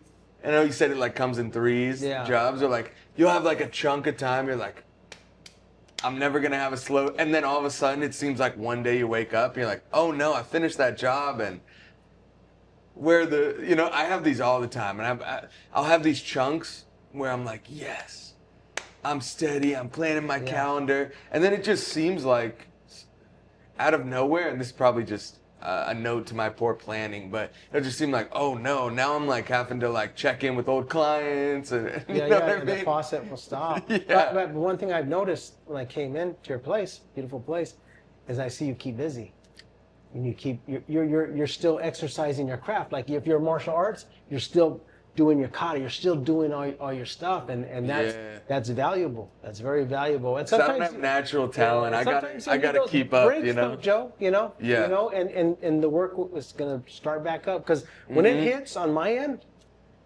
you know, I quote this one film, Family Man, and my wife did. I said, you don't ask it for a holiday, you work it. If I'm very little sleep, but I gotta work it during the season, and when it's over, Family Man, then Nicolas Cage. Yeah. Remember that? Because you don't ask it for a day off, and so it's like that's a good movie. Yeah, and so I was like, so we do that, and like Champ, he's got a lot of work right now, and he's very like, I don't know how he does it, but sleep and stuff, man, and so, but you know, you just gotta keep plugging, and not to the point where the mural starts suffering, you know, but you just kind of keep going. But us as artists, you know that when we lock in, man. When me and Chan call it, you're riding the tube, man. You're surfing and you're in that tube. Yeah. And you're just knocking it out, man. You're stepping back and like, okay, you know. Yeah. And there is no other feeling, right? I love it. Brother. When it's just, you're just hitting those lines right. Everything's because some days it's not like that. Some days. Yeah, I think Leonis, he said, some days you're trying to hit a basket, and nothing's going in. It's so weird, curse right? Everything around you, man. He goes, but then there's the days that everything just hits. Yeah. It just you can see it perfectly. I don't know if that's getting good sleep or what. Yeah. But yeah, you just can visualize it perfectly. The shadow, everything is just, the fades, everything, the lines, clean. And then someday you go and you kind of are like, I feel like I forgot how to paint. Yeah, you just like it's just because we're creators, man. We're co-creators, man. Us artists, we're what they say, we're with a different spirit, man. You know how we. I tell people at the end of the day, I tell the homies, we're nerds. I said at the end of the day, man. You know, I was growing. That was one thing too. How I looked at, like, I call it a morgue. I still have some of them. Is I would camp out at the comic book stores to look at the covers and then look at the designs and the concepts, and I'd be like, okay, I'm going to use this into my lettering, or the background, this will look good against the train. Yeah. So that was, now you can just, no, I don't do that now. I just go on and Google, you know, sticks, and then it shows you all these sticks, you know, you just, you know, but it wasn't like that. But that was still part of it, was getting there and hanging out, talking to the other, you know, nerds in the store. Absolutely. You know, it was just, you know, it was just, but I was really big into the comics, man, big time. And so yeah, it's never ending with. That's why I've always loved like skateboarding, like growing plants, like art, because all of them, it's like you never beat the game. Yeah. You know, you can always you never stop learning. Yeah. You know, you can nerd out for forever. Yeah. Well, it's like the plants. I got into plants too, and I realized, man, they're like kids. gotta really, and some of them are very temperamental. Oh yeah. I was like, oh my gosh, man. They say, so now I've kind of backed off and I go after certain plants that yes, because still what require works with attention. one doesn't work with the other. Yeah. And then I had them all together, bro, and I think it was the mites that got on one. Oh, the mites. And it wiped them all out, bro. Different Spider plants. mites? Yeah. Oh, dude. Yeah, and that was it. Indoors, Yeah. spider mites are like the worst thing So ever. I wish I would have talked to you before I brought the plant Oh, in. It was when dude. it got really hot and I brought the pepper plant in because it was getting real that hot. does it. And I was like, oh, man, yeah. I don't bring, I learned, you make that mistake a few times, and I'm like, I won't buy any plants. Anything I'm putting inside, I'll just grow from seed, because you bring in anything from outside. Yeah, the shock. I was reading about it after the fact. I'm like, okay, yeah, the shock, it throws them off. The shock, I'm mites. good at like desert plants, though, like when I say that, like the aloe veras and the nopales, like I do really good with that, you know. Yeah. But it'd probably take a lot to kill something like that. But you can. That's what you can overwater. You can overwater that and kill it. You know. But yeah. So when did you switch? Like, okay, so you were doing like more street stuff. When do you remember like a time where you were like, all right, now I'm getting paid well for art? And I know you said you were working at that warehouse too. I worked a desk job for a lot. I have multiple ways to make money, because art, it's like sometimes you get paid this much, you know, and then it'll be you're working on a job for 3 weeks or something. You're not getting another paycheck in that time, right? You might get another deposit, but it's nice to have. But anyway, it's a long way to say. Do you remember like when you switched to like where I'm like, oh man, I can make money off of this stuff, absolutely. Not just like a show here, like. My hand was forced. Because I really enjoyed my job. I loved the position. I was purchasing agent there, and my boss was great, man. And there was other rumors of management that were gonna. It was a good company too. So, but it was during that time when the market was really terrible, and people were 2008-ish. So yeah, people were losing their homes. Oh yeah. And so people couldn't. The companies that were buying the product, you know, they couldn't pay their bills. Nobody's changing their floor out when they can't even buy a house. Yeah, and so on the books, it took that company down. It went into bankruptcy. Oh. And so we had that meeting, and then they said, do you want to stay on and close it down with the possibility of getting hired at another company? But there's no guarantee on that. And I just sat there. I said, man, hang on, make a quick call, man. But you know, right now, so I got on the phone with the net. I said, hey, here's the situation here. What do you think? She goes, yeah. She goes, go ahead and give your time, your 2 weeks. Goes, go after your art. She goes, that way you, at the end of life. That was your wife? Yeah, you can't look back and go, that's awesome. Oh man, I never tried it. You know what I mean? Yeah. And so, but thanks to her, you know, I was able to do that, and then I moved in that direction. Now, I don't live above my means neither. At my age, I understand, like you and I talked about, ACs, different repairs happen, automotive, whatever, health, whatever. Your landscape can shift. So I try to, you know, make sure I have something, you know, available for those emergencies. 100%. So I don't try to like, live above my means. When you get a project and they give you that nice chunk, I'm not like, okay, I'm gonna go, you know, go to the club. I'm gonna go, I'll purchase this and that, and I try to be wise with it, you know, be a good steward with it. And so living above your means is the one way to stay broke. And check to check for the rest of your life. Man. You know so what I mean? so we just try to live. I know how much, you know, income I need per month, and we just write it like that, you know. And, do you do any investing? Like that. Are you into that stuff at all? No, nothing like that. I'm doing.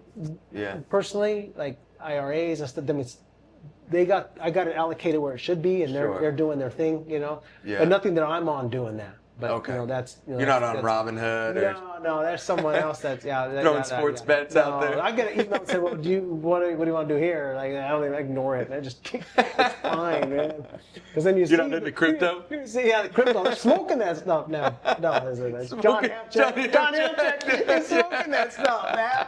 Yeah, he's out here smoking crypto. Yeah. Balboni. Yeah, Balboni Construction. Yeah, that's hilarious. Tommy Tough Knuckles. Yeah, Tommy Tough Knuckles. We ought to do that with spray paint. I'll go up to someone like, hey, I'm supposed to give you this new product.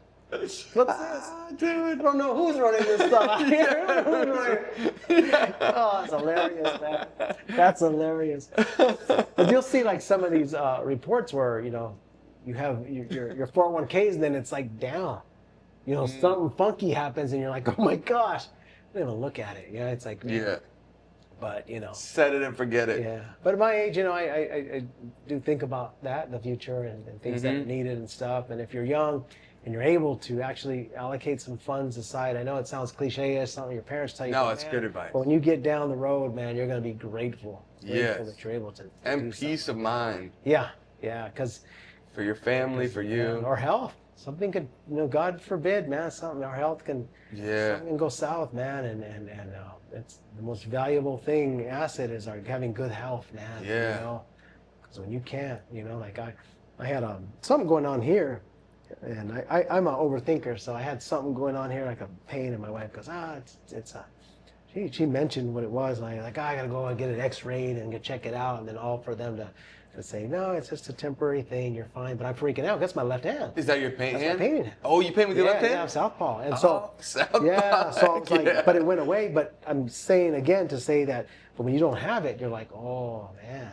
Dude, when I'm painting a lot, it's literally that exact same spot that you're pointing to. Yeah. I sometimes get pain there. And then also like your finger gets numb. The finger, yeah.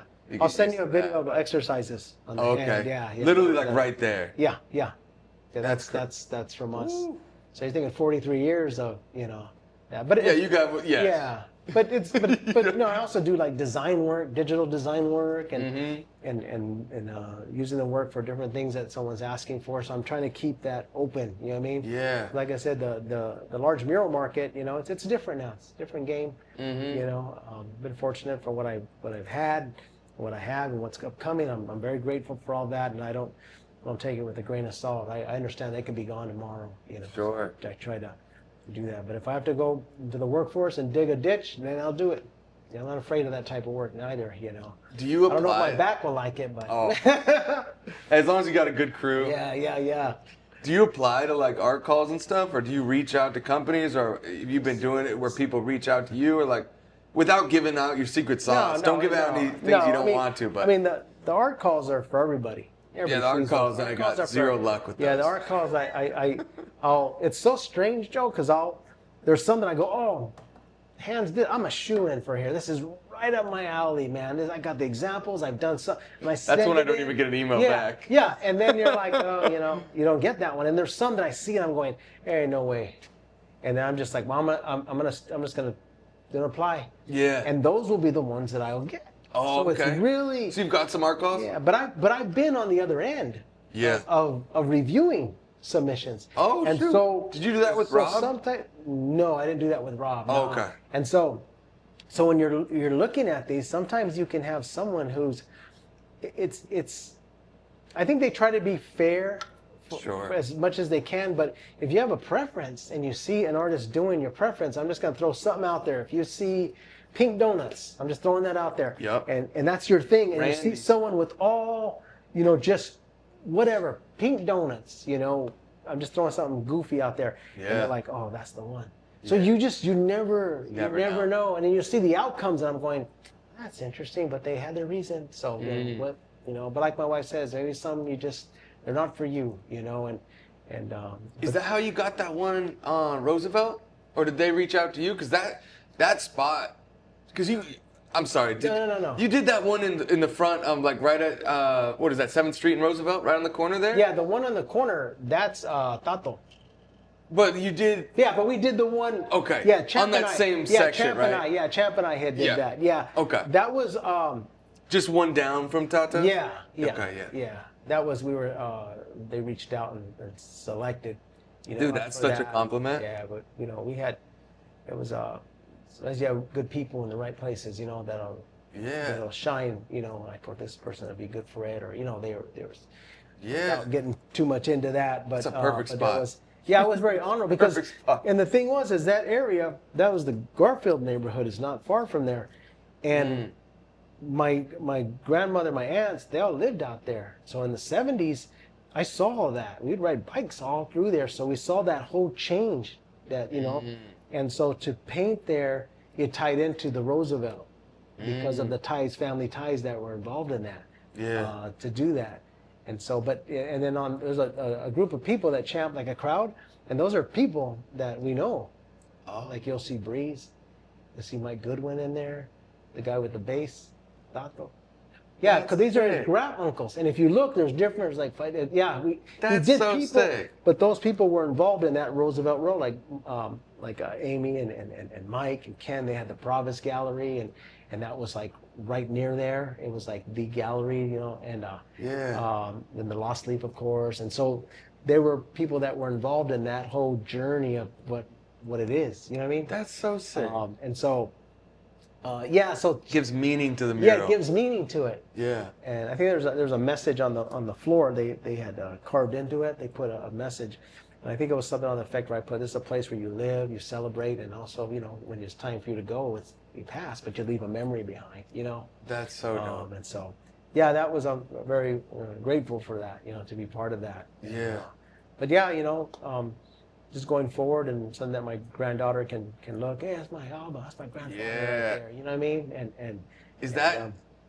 I'm sorry to interrupt. No, you. go ahead. Is that your favorite mural you've done, or do you have a favorite? My favorite. It's kind of hard to pick a favorite, but like. My favorite is in Mesa, downtown Mesa. Let's show it. We'll show it here too. The Mesa Creative Youth Agency. And their group over there is Star Wars. Man, actually, that's a good one too. Actually, Star Wars is one I really like. The Iron Giant. What is it? The Iron Giant. Oh, and he's walking, because in the film, he's in the Northwest, right, in the woods. Yeah. Well, I did like he's in Arizona, like in the Sonoran Desert. So he's walking through the desert. So I made him up as tall as the building as they could go, and he's in movement.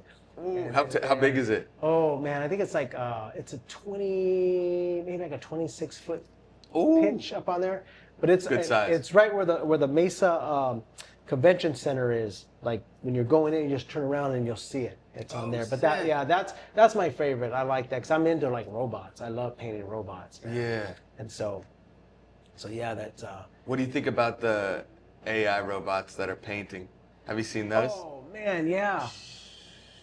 Bro, I'm telling you, man, we gotta figure something out. Yeah, it's and not only that, like all kinds of things. You seen where they make coffee?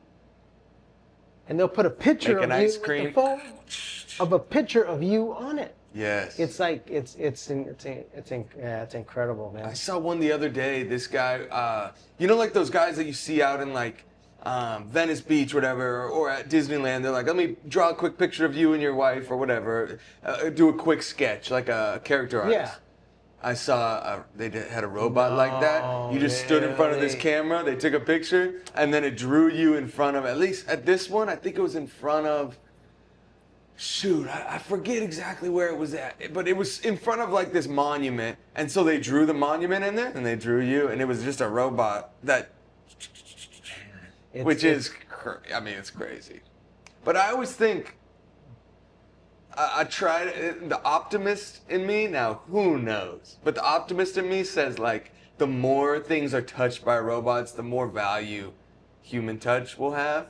But that could be just that could be the guy that's like, radio is going to be huge still. People are going to love radio, you know? It's like, nah, it's just because you're a radio guy, you know? It could be totally wrong, but I like to believe that's tech versus tech, but I'm going to side with you on that. Because like with our pieces that we do, our murals, they're handcrafted still. Me and Kent were handcrafted. Like when they're watching him paint and he's just doing it, and they're like, "Oh man, you're not using any aids." He goes, "No, this is my dad did it, and this is how he taught me. So this is how we do it." Yeah. And so it's still handcrafted. And I think it's like you go out to eat, and you're like, "Hey, this is homemade food here," and then you enjoy the homemade food versus you can go to a chain, and you're like, "Okay, you're going to get what you paid for," you know, in there. And so I think it's something similar to that. But the frightening, you value it. The sad part is, they will take jobs though, because some won't. Sure. There's one company we sat down with Champ and I, and this was kind of reassuring. They said, we don't want anything that's done with AI. We want it to be all like traditional. I don't know for like better words, but it was handcrafted. And I said, we're your people. That's what we do. And so that was reassuring for them to say that we don't want that. We want it to be authentic and real. Sure. You know, because there's still some of the what is the Rolls Royce, right? Don't they take some of the parts, if I'm wrong, and they still handcraft those inside the elements? I don't know if they still do that in 2026. If I'm paying that much, they better be handcrafted. Yeah, but they better pay. And I think that's where that falls into is with an artist. Like, no, this was done by an artist, another human. Look, that we're saying that now, right? Yeah, it's crazy. But yeah, because I've seen the printers they put up too. You put them on the wall, and then it just does the whole thing. I'm like, wow, check that out, man. That's good luck if that thing gets clogged. Yeah, yeah, you're gonna have a big mess too. Yeah. Yeah. No, I hear you, bro. You know, like, there's like a perfect, whatever. I've seen this thing where it's like it's the perfect face, right, and everything's symmetrical. But people like, what's the word? Like imperfections? Imperfections. Yeah. People like something in a human, you are attracted to imperfection. Not like you don't want your eye to be here and you know what I mean? And that might be somebody's, but we like imperfections. We like seeing that a human was part of that. You know what I mean? Rather than just like, you know, you can get a print anywhere of some AR. It's not as cool as you go to some like art fair or First Friday and you get a print of something that somebody painted. It's just a little bit cooler. Yeah. No, I agree. I think it's like you and I were looking in your garden. And nature, nothing's perfect. There's no straight line in nature. So everything has movement, man. And, you know, I was painting these cacti, and you know, in our head we think they're straight, right? Sometimes I'll get too caught up, like, oh, it's not straight. And then I was at the foothills doing this project, and I went around the front of the building. I looked at, they have some whorls out there. I'm looking, these things are beat up. I'm like, whoa, man, I'm over here worried about, and I'm like, no. So then I started having them with like the imperfections, and I'm like, man, and it was a lot of fun doing it that way too, man, because they have like holes in them and with a bird's nest and pieces that are weathered on them, and I was like, man, but to say what you said, man, with the imperfections, it tells a story. Yeah. That's why painting nature is kind of fun, like painting leaves. I love painting that stuff. Like, leaves come in all different shapes. You have a chunk out there, so you can really like free flow it. Whereas like you're painting a portrait of like somebody's sister, it's like you got to really look at that picture. You know what I mean? And try to get it as good as possible. As an artist, I try to stay away from that. And I'll defer. I'll like say, I can't do that. So I can do something maybe animated, but I can't do realism. I said, but I can get you in touch with people that can. And I know if I went down that vein of trying to paint like portraits, I'd have to go through like everything. Like when you want to wear your hair, you know, grow out your hair long, you have to go to that funky stage where everything looks kind of weird. Oh yeah. And you have to go through that stage where one eyeball's looking this way, and now you're trying to figure it out. And I just don't have that time. You know, I love painting animals, man. Oh yeah. I love painting animals. I love painting robots. You know, nature. I love painting all that stuff, man. And your Star Wars one is one of my favorites. And you have one of like what is it? A cougar? Some sort of tiger, some sort of big cat. Yeah, there's a few that I did. The panther, and then the tigress. And there was a mountain lion.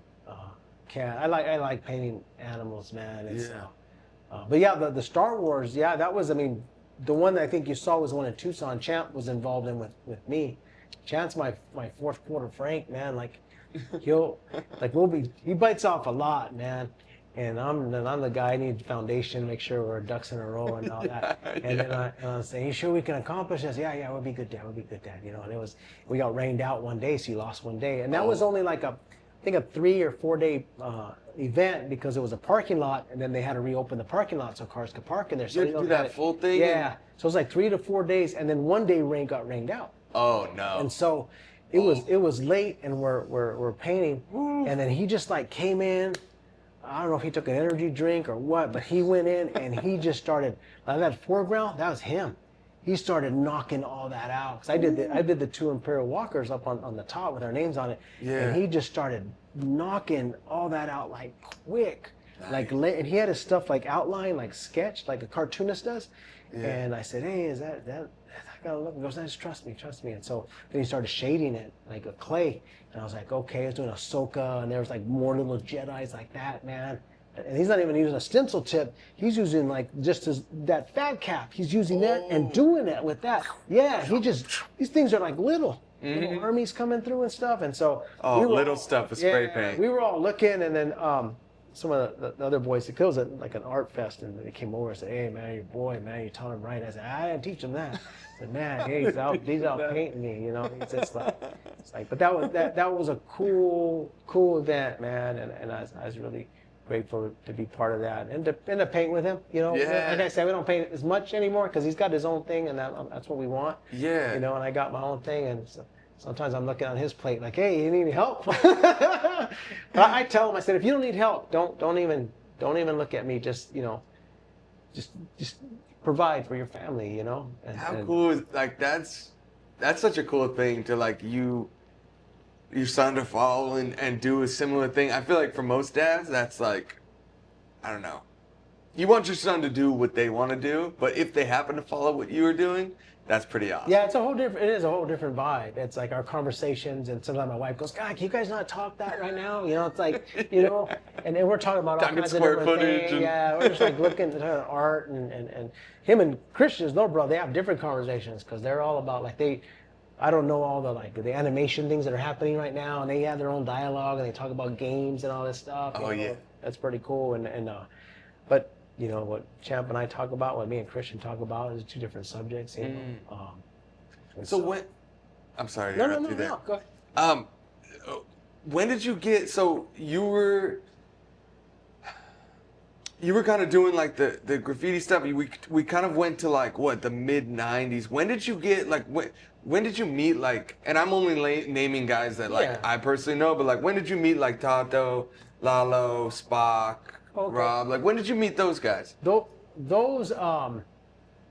like Tato. And those could just be the guys I know. Yeah, like Tato. I'm sure you had a different group. No, and I heard this story from Tato, and so this was kind of. I would love to talk to Tato. He's always been very nice. Yeah, he's sweet, man. And then he talented dude. Oh, very, and he's a musician on top of that. He's good people. He's the homie. Quick segment is that one, and I've talked about on here, but that one that's like looks like Grease with the boat. It's like a blue scene right on Camelback.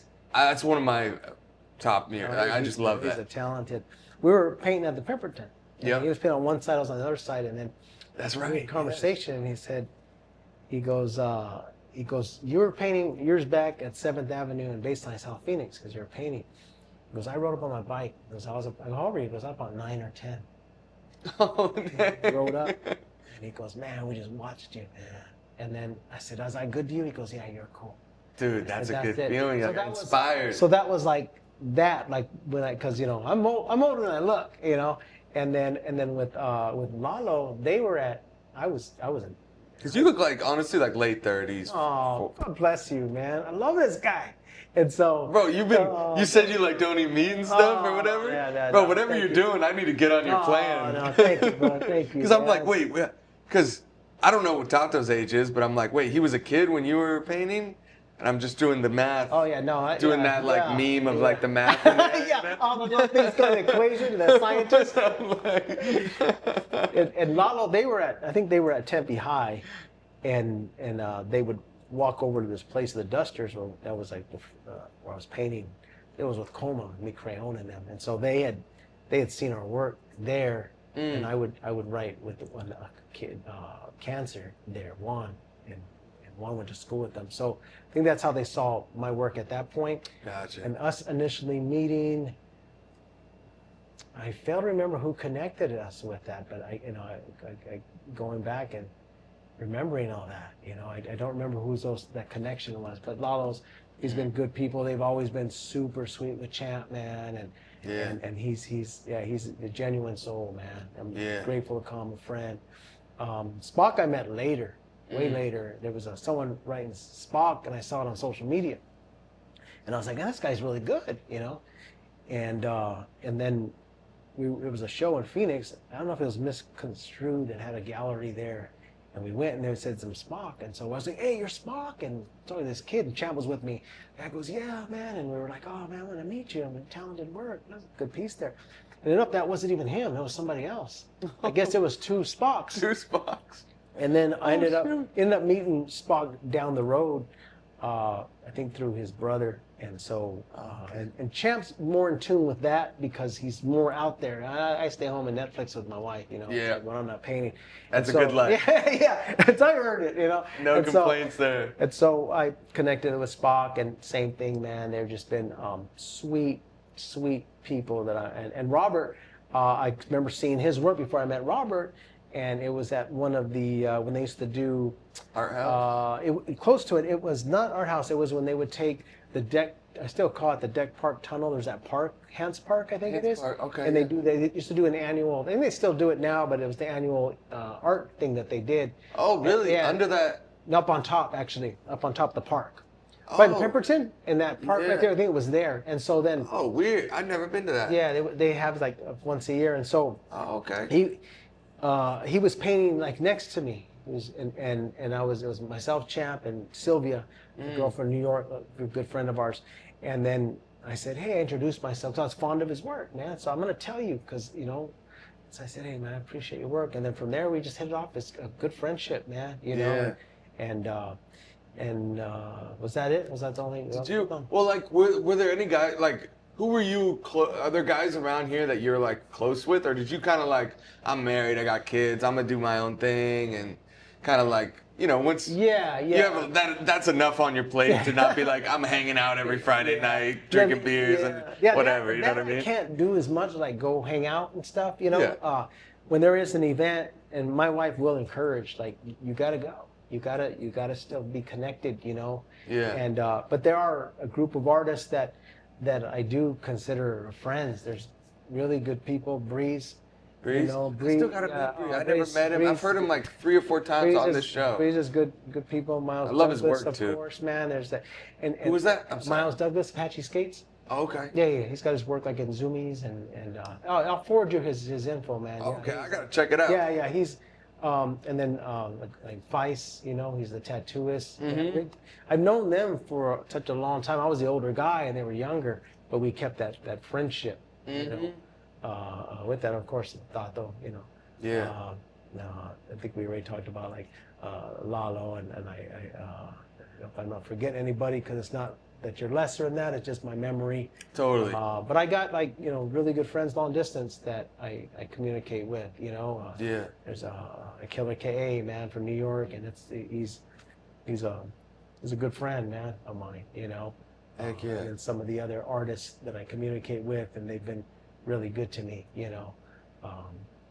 And just other people that are like family friends too, like Clay, tattoo artist, and just other people, but we're all like in that art field, you know what I mean? Yeah. Even one of the older writers, Deb, who painted with me in the 80s, and I got pictures of his work, and me and him, you know, he got his job, he has a good job, he does good work, you know, what he's doing, nothing to do with art, but we still stay connected, because we're like, you know, we're that grew up teenagers, like hanging out before even doing graffiti, that you know, that friendship. And those are sometimes those are at this age, sometimes those are far and few between, if that's how the saying goes, you know. So but I value all that, you know.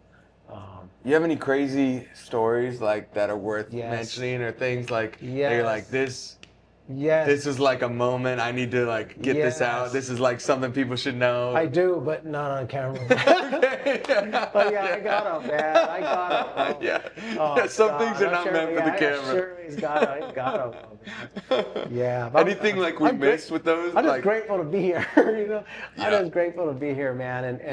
And when you're younger, you know, you're 2 decades alive. You're 20 and 3 decades. 30s were always 30s are a really strange time for me. It was the 30s, you know, figuring things out, but you're still growing, man. You're still, you know, developing. And then, because I look back at the age I'm at now, and I look back at my younger self, and there's a lot that I don't admire about that person.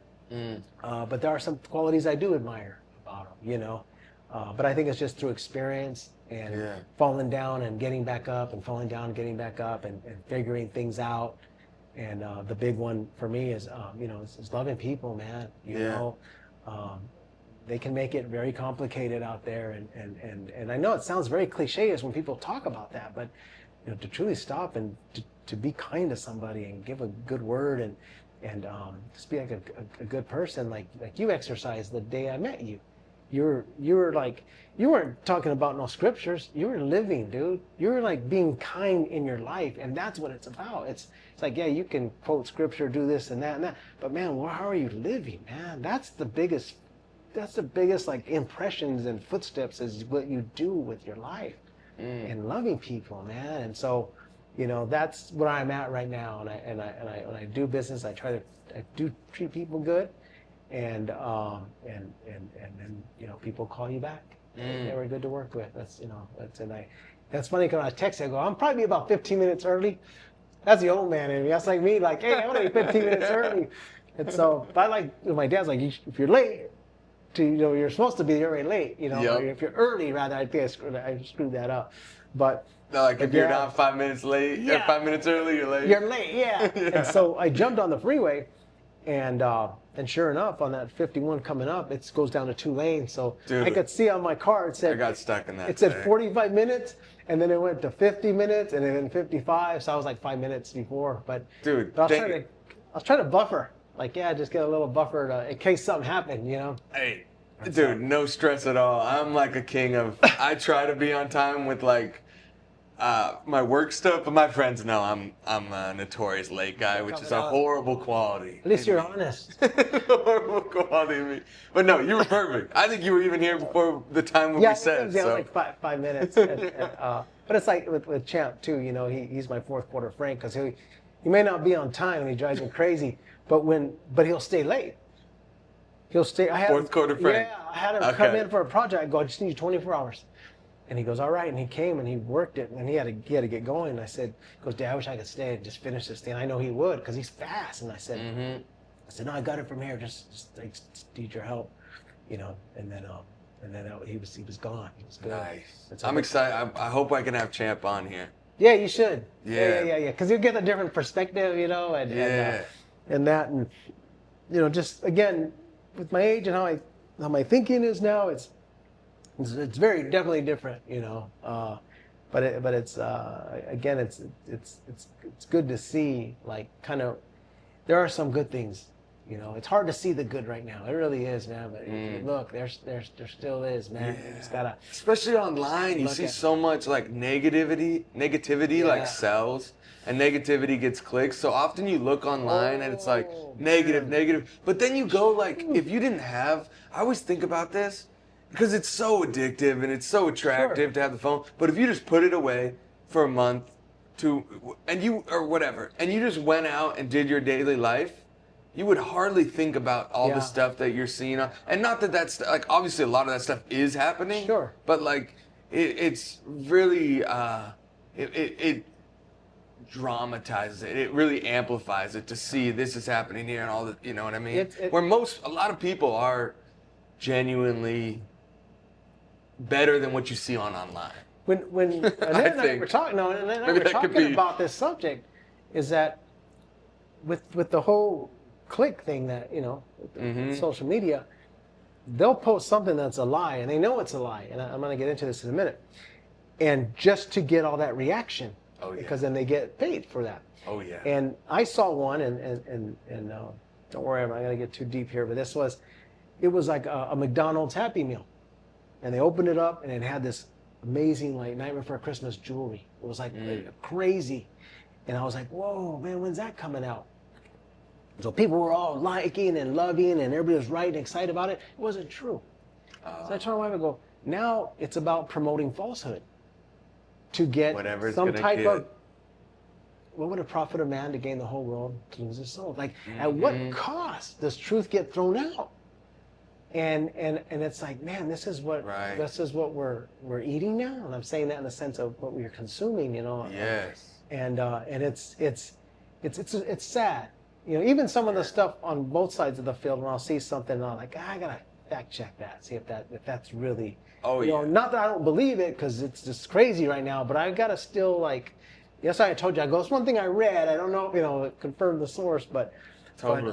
But yeah, it's and again, just kind of rewinding old man talk. But back in the 80s, man, we were just like, when you were painting and you were going to get noticed, people knew it because you got up in these areas that were going to be visible to traffic. And so that was our way. Like, and then I started getting featured in like the graffiti magazines in different states. So then you're like, oh, that's kind of cool. But they saw my train, and my train would travel from this point to this point, and they would see it and document it. And videos were coming out, and I was seeing them rolling. They were capturing them in footage, and so I was like, man, this was, you know, back when this was in the freight trains. This was like the pioneering, you know, age, and I was seeing other artists myself in my yard that I admired, and I'd meet them later, you know, like Jiro, and we hit it off with a great friendship. And I was like, but I would see his work and all the things he involved, kind of like similar to like this, all his stuff, and I go, man, you're doing that on a train. That's incredible, because the metal, it won't, it's not absorbent. It's gonna come off, you know. Oh yeah. And so to be able to see that, but it became like a fraternity. You know, with the freight heads, and we just became a fraternity. That's cool. And then I eventually backed away from that, and then just kind of kept going, you know, part of the course. It was a whole different vibe, man, and painting freights out here too. I was, and it's so weird saying this, man, but I remember going into the yard and going, man, I'm the first graffiti writer to paint freights in here. And I was For like, real? because it wasn't done. I would see it from LA. All those trains that were like covered now, man, they were blank. They were blank. I mean, you still saw some, bro. That is so. I'm honored to have you here, Joe. That is so dope. You still saw some, but it wasn't like it is now. Like when you're going like to driving out. Because Arizona's new. Yeah, so it would travel the rails, the brewery up in LA, and then it would come here. So you catch all the LA art that would come out here. Yeah. It was in 1990. We were skating. It was me, Crayon, Cancer. I think Biz was with us. We were there, and we were skating, and then there was an area it was our yard, but there was a train laid up, so we tried it, and I hated it. Crayon wasn't with us yet. No. This was 88. Tough surface. Yeah. Crayon wasn't there yet. This was in 88. And so we're painting it, and mine was hard. It made a mess, man. Cancers came out nice, I thought. But then I never touched it again from 88 until 92. And then I got into it 92 with a different approach to it. And then I was able to kind of continue down that road. But it was, when I did that, it was me taking myself from the streets and going to the freights where there was more solitude. And your work was yours, you documented it, and I figured, yeah, somebody may see it, but I didn't know it was going to come back full circle when I'm at Tower Records buying like a magazine and then going, oh shoot, that's my car. You know? So sick. And then, do you have a picture of that? Yeah. And then in the magazine? And then there was like the Line's Toughest, they did I would love that picture if you got it. Yeah, at the documentation, and then I'm seeing my cars, like this video, TLT was all freight, so they were documenting benching and documenting what cars were coming through at the yard up there in North Cal, and so they were catching my cars because it was going up the West Coast up, and so then I was seeing that, and so it was a whole different vibe. It was a whole different, like, wasn't like social media, but we had like a presence of communication among writers, you know, and then coming from where I worked at, I understood the industry with Southern Pacific and the nuts and bolts and the numbers, and to track a car back then, you called a number, because I'd have to track the cars. Where's the load of oak? Well, hey, we need to know where the load of oak is. When's it gonna hit? Well, hang on, like, call the number and track the car. They'd say it's in West Colton, yard coming in, to Yuma, and then it's gonna come in to here, and they expected this, so I knew the whole route where it was going to come for that load of oak. So I'd go back, tell the person, hey, you're not person, but the salesman, hey, the oak should be here, Yeah. this week, So tell your customers, and so. And you could see your art on it? Like that. Well, on the ones that I had painted, if I was able to trace them, then I would know they're going to come back, and I would know I could get a photo of it. Now I didn't paint any there on the job. I didn't do that. That's what I was going to ask. That's a little risky. Life did that. I didn't do that. And so, but I was just familiar with how that worked, Yeah. and the numbers and all that stuff. So there was a familiarity with that. And because they were like, I don't know if you want to call them a vendor, but we would go to the events they invite us to. Come, we're going to have a open house luncheon, and then you got like a little cassette tape with old like Western pioneer ballads, Sure. like railroad music, like so to speak. The whistles, and the little hats, the little slides, all that little things that we'd get that says Southern Pacific. So I have like a collection of just stuff like that. Cool. Relics, Yeah. spikes, and it says Southern Pacific on just different things that they give, Sick. I guess it's called merch now, huh? Yeah. And so so I had that understanding of it, but that was just part of the job. And then to go out but it was that part of my life. It was really we talked about earlier, was a solitude, being alone, and just really locking in. I mean, I had my partners, I had my guys that I would go out with, and that was all part of it too. But to be out there, beneath the sky, and the spring, how it smells out here in the spring and the desert, and so. Would you bring a light? No. Or would there just be street lights, or were you in the dark? Yeah, you're in the dark. Only thing you got is the moon. Would you bring like a Walkman or like a CD player? Because you wanted to listen. Yeah, you wanted to listen. Yeah, you wanted to listen. Hearing tires pull out. Yeah. You wanted to listen. So we went in, and you're just like, your eyes eventually will acclimate. Like when you wake up and you go through your house, they acclimate. And sometimes I had my method on my cans too, and so sometimes I go back the next day. Like which colors? I had it.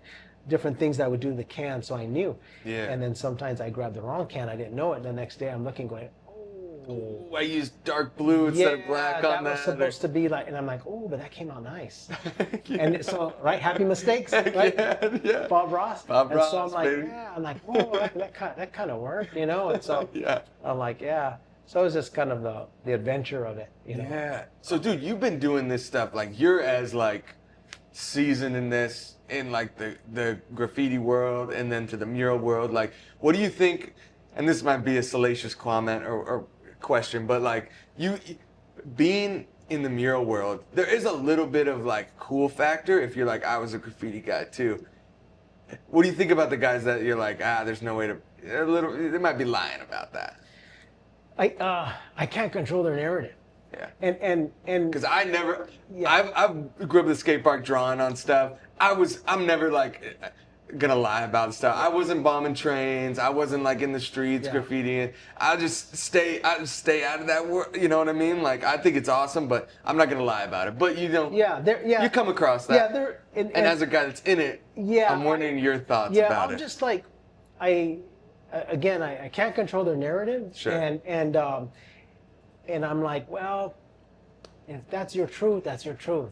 You're only lying to yourself type of thing. Yeah, I'm like, like I said, when I came up, if you were up, we knew. Yeah. Because the goal is to get up where you're visibly seen by the masses, and so, but there was nothing, and I just like, there's nothing, I'm not the police on any of that, but I tell my story with the receipts, with the pictures that are dated, the articles, because it's based on a true story, and this is my story. Yeah. And so, I mean, and I do stress it was uninterrupted. You just, I did take a season off, which was probably in months, and that's when I had that spiritual change. I didn't really know where I fit in with doing that, and trying to be spiritual and that, and then I finally got the balance for it. Yeah. And then I got back into it, but it was only a small break.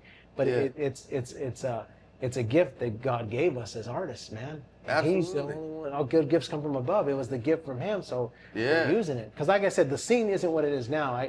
You drive around downtown Phoenix, you see a lot of murals. So much. You see a lot of murals. Murals, graffiti. Things are just hit up, and it wasn't always like that. Yeah. You didn't see that like that. I mean, we did what we could on our side. But it was just different, not like how it is now. Well, yeah, I'm taking your word for it that it wasn't like that before. Because I wasn't here. I came here in 2015. Yeah. But early in the days, like there wasn't like stickers all over and graffiti and like writing. The stickers and stuff like that. That part was only on certain areas and streets because of Killer KA. He was doing that cool stuff with that. And then the extensive bombing that was going on, and then the city started to kind of growing. But not as much as it is now, where it's side of buildings. No, not at this level. I mean, like there was like Out of Water. No, I'm sorry, Planet Earth. I thought they painted out there too. Okay, there's some other people, locals that do that, but they're still, it was doing different work, with that, and but to see it today, how the level, it's more accepted. Street art is probably one of the hottest arts on the planet right now. You know? And so probably because social media too, people love seeing it. Yeah. People love, are posting up in front of pieces for photographs, and and we'll see where it goes. I don't know if one day it's gonna finally be, oh no, we had enough of that. I don't know. I don't know. You know, it's so hard to say, it's so right? hard to say, man. We're in such a like weird, like almost like a blast off point right now. It seems like with all these things like just bubbling up, it just seems like you talked about the animatronic, you know, you have that robotics, AI, the AI involved in it too, technology and spray paint, paints, like even like the tips that are coming out now are so different. There's so many tips. It's really and I have the caps, whatever. Yeah, I have a lot of the tips. I don't use them, but I have them. Like someone gave them to me, or I was at a store. Here's a pack for you, and I'm like, I don't know what they use them for. Sometimes I'll watch like some of the reels. Like I think Bus will do the reels, and he kind of does it for you, and kind of, and then he talks about how it is. And I like watching that because I'm like, okay, that may work, it may not, but but it's been an adventure, man. Heck yeah, it really has, man, and. There's a lot more I could tell. I don't know how long we've been here, brother. Dude, well, okay. You've been here I'm so appreciative of your time. Let's get these rapid fire questions and then we'll get you out of here because no worries. I know you got things to do. Thank you again so much for your time. This has been awesome. I always talk to other artists and like I was like, man, I wish these were recorded because there's so much to like learn and like I wish I could have watched artists when I was starting and like I don't know. I just enjoy it so much. So thank you so much. Oh, no. Thanks for having me on. So these rapid fire, I'm going to ask you 2 different questions. You got to pick one that you like. So it would be 2 different options, right? Like red or blue. You got to pick one that you like. If you want to give your reasoning, you can give that too. But we'll just go through them. So make it, kind of a quick reason. Okay. And if you don't want to give a reason, just say, I like blue. All right. Whatever. Okay. Okay. Graffiti or murals? Graffiti. Okay. Okay, this one's crazy. Your work or Champs? Oh, Champs. Okay. Champs, man. I've been trying to get a little more spicy with these questions, but I'm not like a gotcha guy, so I'm like, but he knows it. Some of the times I've asked questions before, they're like kind of boring. It's like paintbrush or this. Yeah. So forgive me for asking that. Champ knows it. Like, I'll look at his work and he'll go, I don't really like that canvas. I go, man, I love that painting. Okay. It goes, okay. No, I love his work. Okay. All right. That's so funny. Krylon or Rustos? Oh, Rustos. Rustos? Yeah, just because Krylon's not what it once was. So. Okay. Back in the day, though? Back in the day, yeah, I'd probably lean towards the Krylon. The color palette, yeah. Wearing a respirator or no respirator? Respirator. Yeah, respirator. Gotta stay healthy. I'm a big lobbyist on that too, man. So when we're painting live and there's speaking engagements, I can do without, but I know it's outside and it's only for a certain amount of time. Yeah, for projects, outside. No respirators, man. Especially inside, man. You will stay cook safe. Yourself. Stay inside. Safe. I hardly I'll usually go to brush a lot of the times inside because it just takes a lot to mask everything, make a whole dome, and then I don't like stepping on it gets sticky on the floor, and then you gotta take your shoes off when you come in the house. The smell, man, is rough. I wear the 3M charcoal respirator, man. I spend extra money on it, but I wanna be here. Which one's that? Is that the pink? 3M charcoal, no green. Oh. 3M charcoal, because they have different levels of pollutants that it'll keep out. Yeah. So you got to be mindful of that. So I try to spend a little. I spend them. They're a little bit more expensive. That way it keeps that stuff out, And so, but I'm real weird, man. I'm always changing my stuff. No, I like that. Is it the same mask? You just got different filters on it? Mm-hmm. Mm-hmm. Yeah, it's versatile. Yeah, it's versatile. You can keep the mask and that. But sometimes I just buy the whole kit because it's only $5 more. Oh, because you know how it starts. The rubber starts peeling on the inside. Yeah. Do you put a Band-Aid right here? I don't know if you have to. I put a Band-Aid because I'll get that red bridge. Oh yeah. Right there. Definitely. Yeah. I wear what they call a shiesty. Okay. I wear a mask under because I don't like having to, and I wear stuff on my arm. I look like such a dork. Yeah, I mean, no. I wear a shooting sleeve and I wear a glove. Well, you saw me that day. I'm like, I don't like paint on me. I'm covered. I'm covered up, and I wear gloves, even though you're sweating off of it. Because then you're eating a burrito. Dude, and then you're getting paint on your crayon on you. If you're working for a week on a project or 2 weeks, every night you're doing this, rubbing that off. Dude, it rubs your skin raw, your face. So I try to, It looks like whatever. People have said it looks dorky, but I don't care at all. But yeah, I definitely get those marks. But I use the pink. Yeah, yeah. Are the charcoal ones better? Because the pink is what, organic? It's like the 2100. Yeah. The P2100 or something like That's that. the one I should actually switch. I should switch to that one actually. Is that better? Well, you said organic. It sounds like it already. That's charcoal. Is the charcoal one? I'll forward it to you. You can make your decisions on that. Okay. Yeah, but I wear those black. I wear the sleeves on here. Yeah. So when I get in the car, I take everything off. And I get in, I'm not getting paint on my steering wheel or my door handle. Yeah. I'm always getting on Champ, take your glove off, or hey, you know. For real. Yeah, because you get your whole. I'm always trying to look for ways to like make it a little bit more, because it's fine for one day, but you compound this over like a lifetime. It's better to be healthy. You look at your image, or you're using your phone when you're looking at your image when you're painting? On my phone. So do I. I use a different cover. So that way it doesn't jack that up. And then Annette got me like this little lanyard, and it fits in it. So when I'm painting, it's here, then I can pull it out and then put it back. Because you can do this up there and you can drop it. Oh, dude, and your phone gets painted on every time. And if you don't have a lanyard, the you can do with the lanyard is put it there. And it'll, because that's why Annette found that for me. I was like, because then it's getting paint on here. It gets so much. And then so she found that, and I was like, oh, that's perfect. Yeah, that's a good move. Yeah, that's a good move. Okay, painting on trains or painting in the streets? Oh man, trains. Trains, yeah. Okay. It comes with the whole experience, adventure that's attached to it, you know? Yeah, I can imagine. I love seeing it. I think that like graffiti work is so dope. I'm driving you're going on the Interstate 10, say you're going to like Disneyland, and it's just a row of them. And I marvel, and I tell Annette, it didn't used to be like this. You could see it, and I look for certain writers. Like, yeah. You know, like, am I going to see someone? And there's some people I know, and I'm like, I hope I run into one of your pieces. Because it's not like someone else flicking it and sending it to you. Because you're like, oh, okay, it's Roman. Yeah. Do you know like Orgs? The Buffalo. Who? Orgs? Oregon? ORGAN?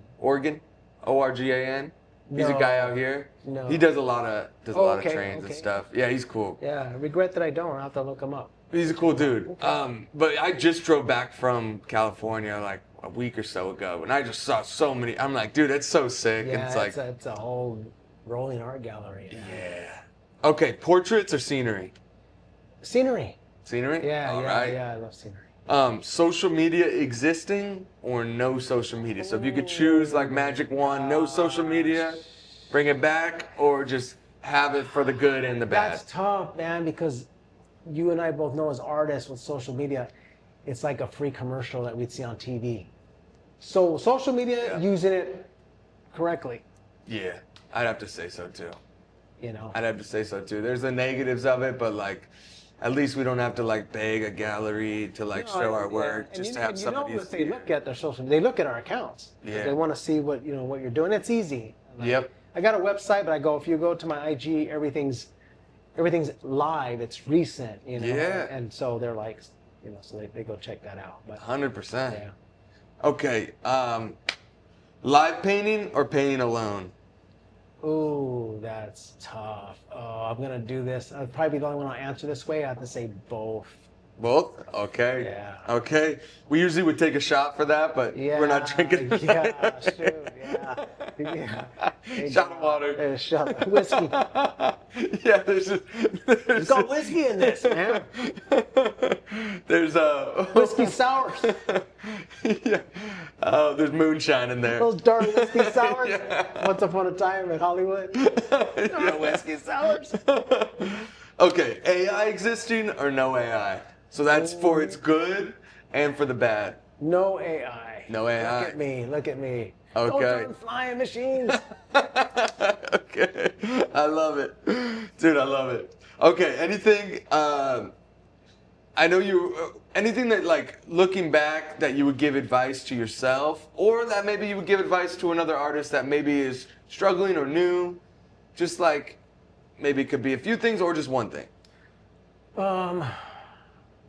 The advice I would give, I'm going to say the same thing that Say Adams told me, is sometimes you got to keep your head down and just keep painting. Stay in your lane. As hard as it is, don't look to the left or the right. Just concentrate on yourself And the art that you do is going to speak for itself. And try to be good to as many people as you can. And if they reject your love, you know, sometimes, unfortunately, you got to love them from a distance. But try to be good and do good things. Believe me, it'll save you a ton of grief in the long run.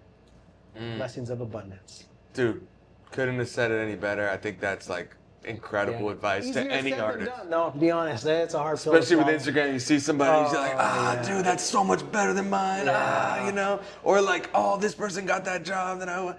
All that stuff, throw it all. It literally does you no good. It's a hard pill to do, but you got to fight self, and you got to like, kind of, you know, just give yourself a chance to fight it, and then walk away and just, you know, celebrate for the other person, and then roll with it.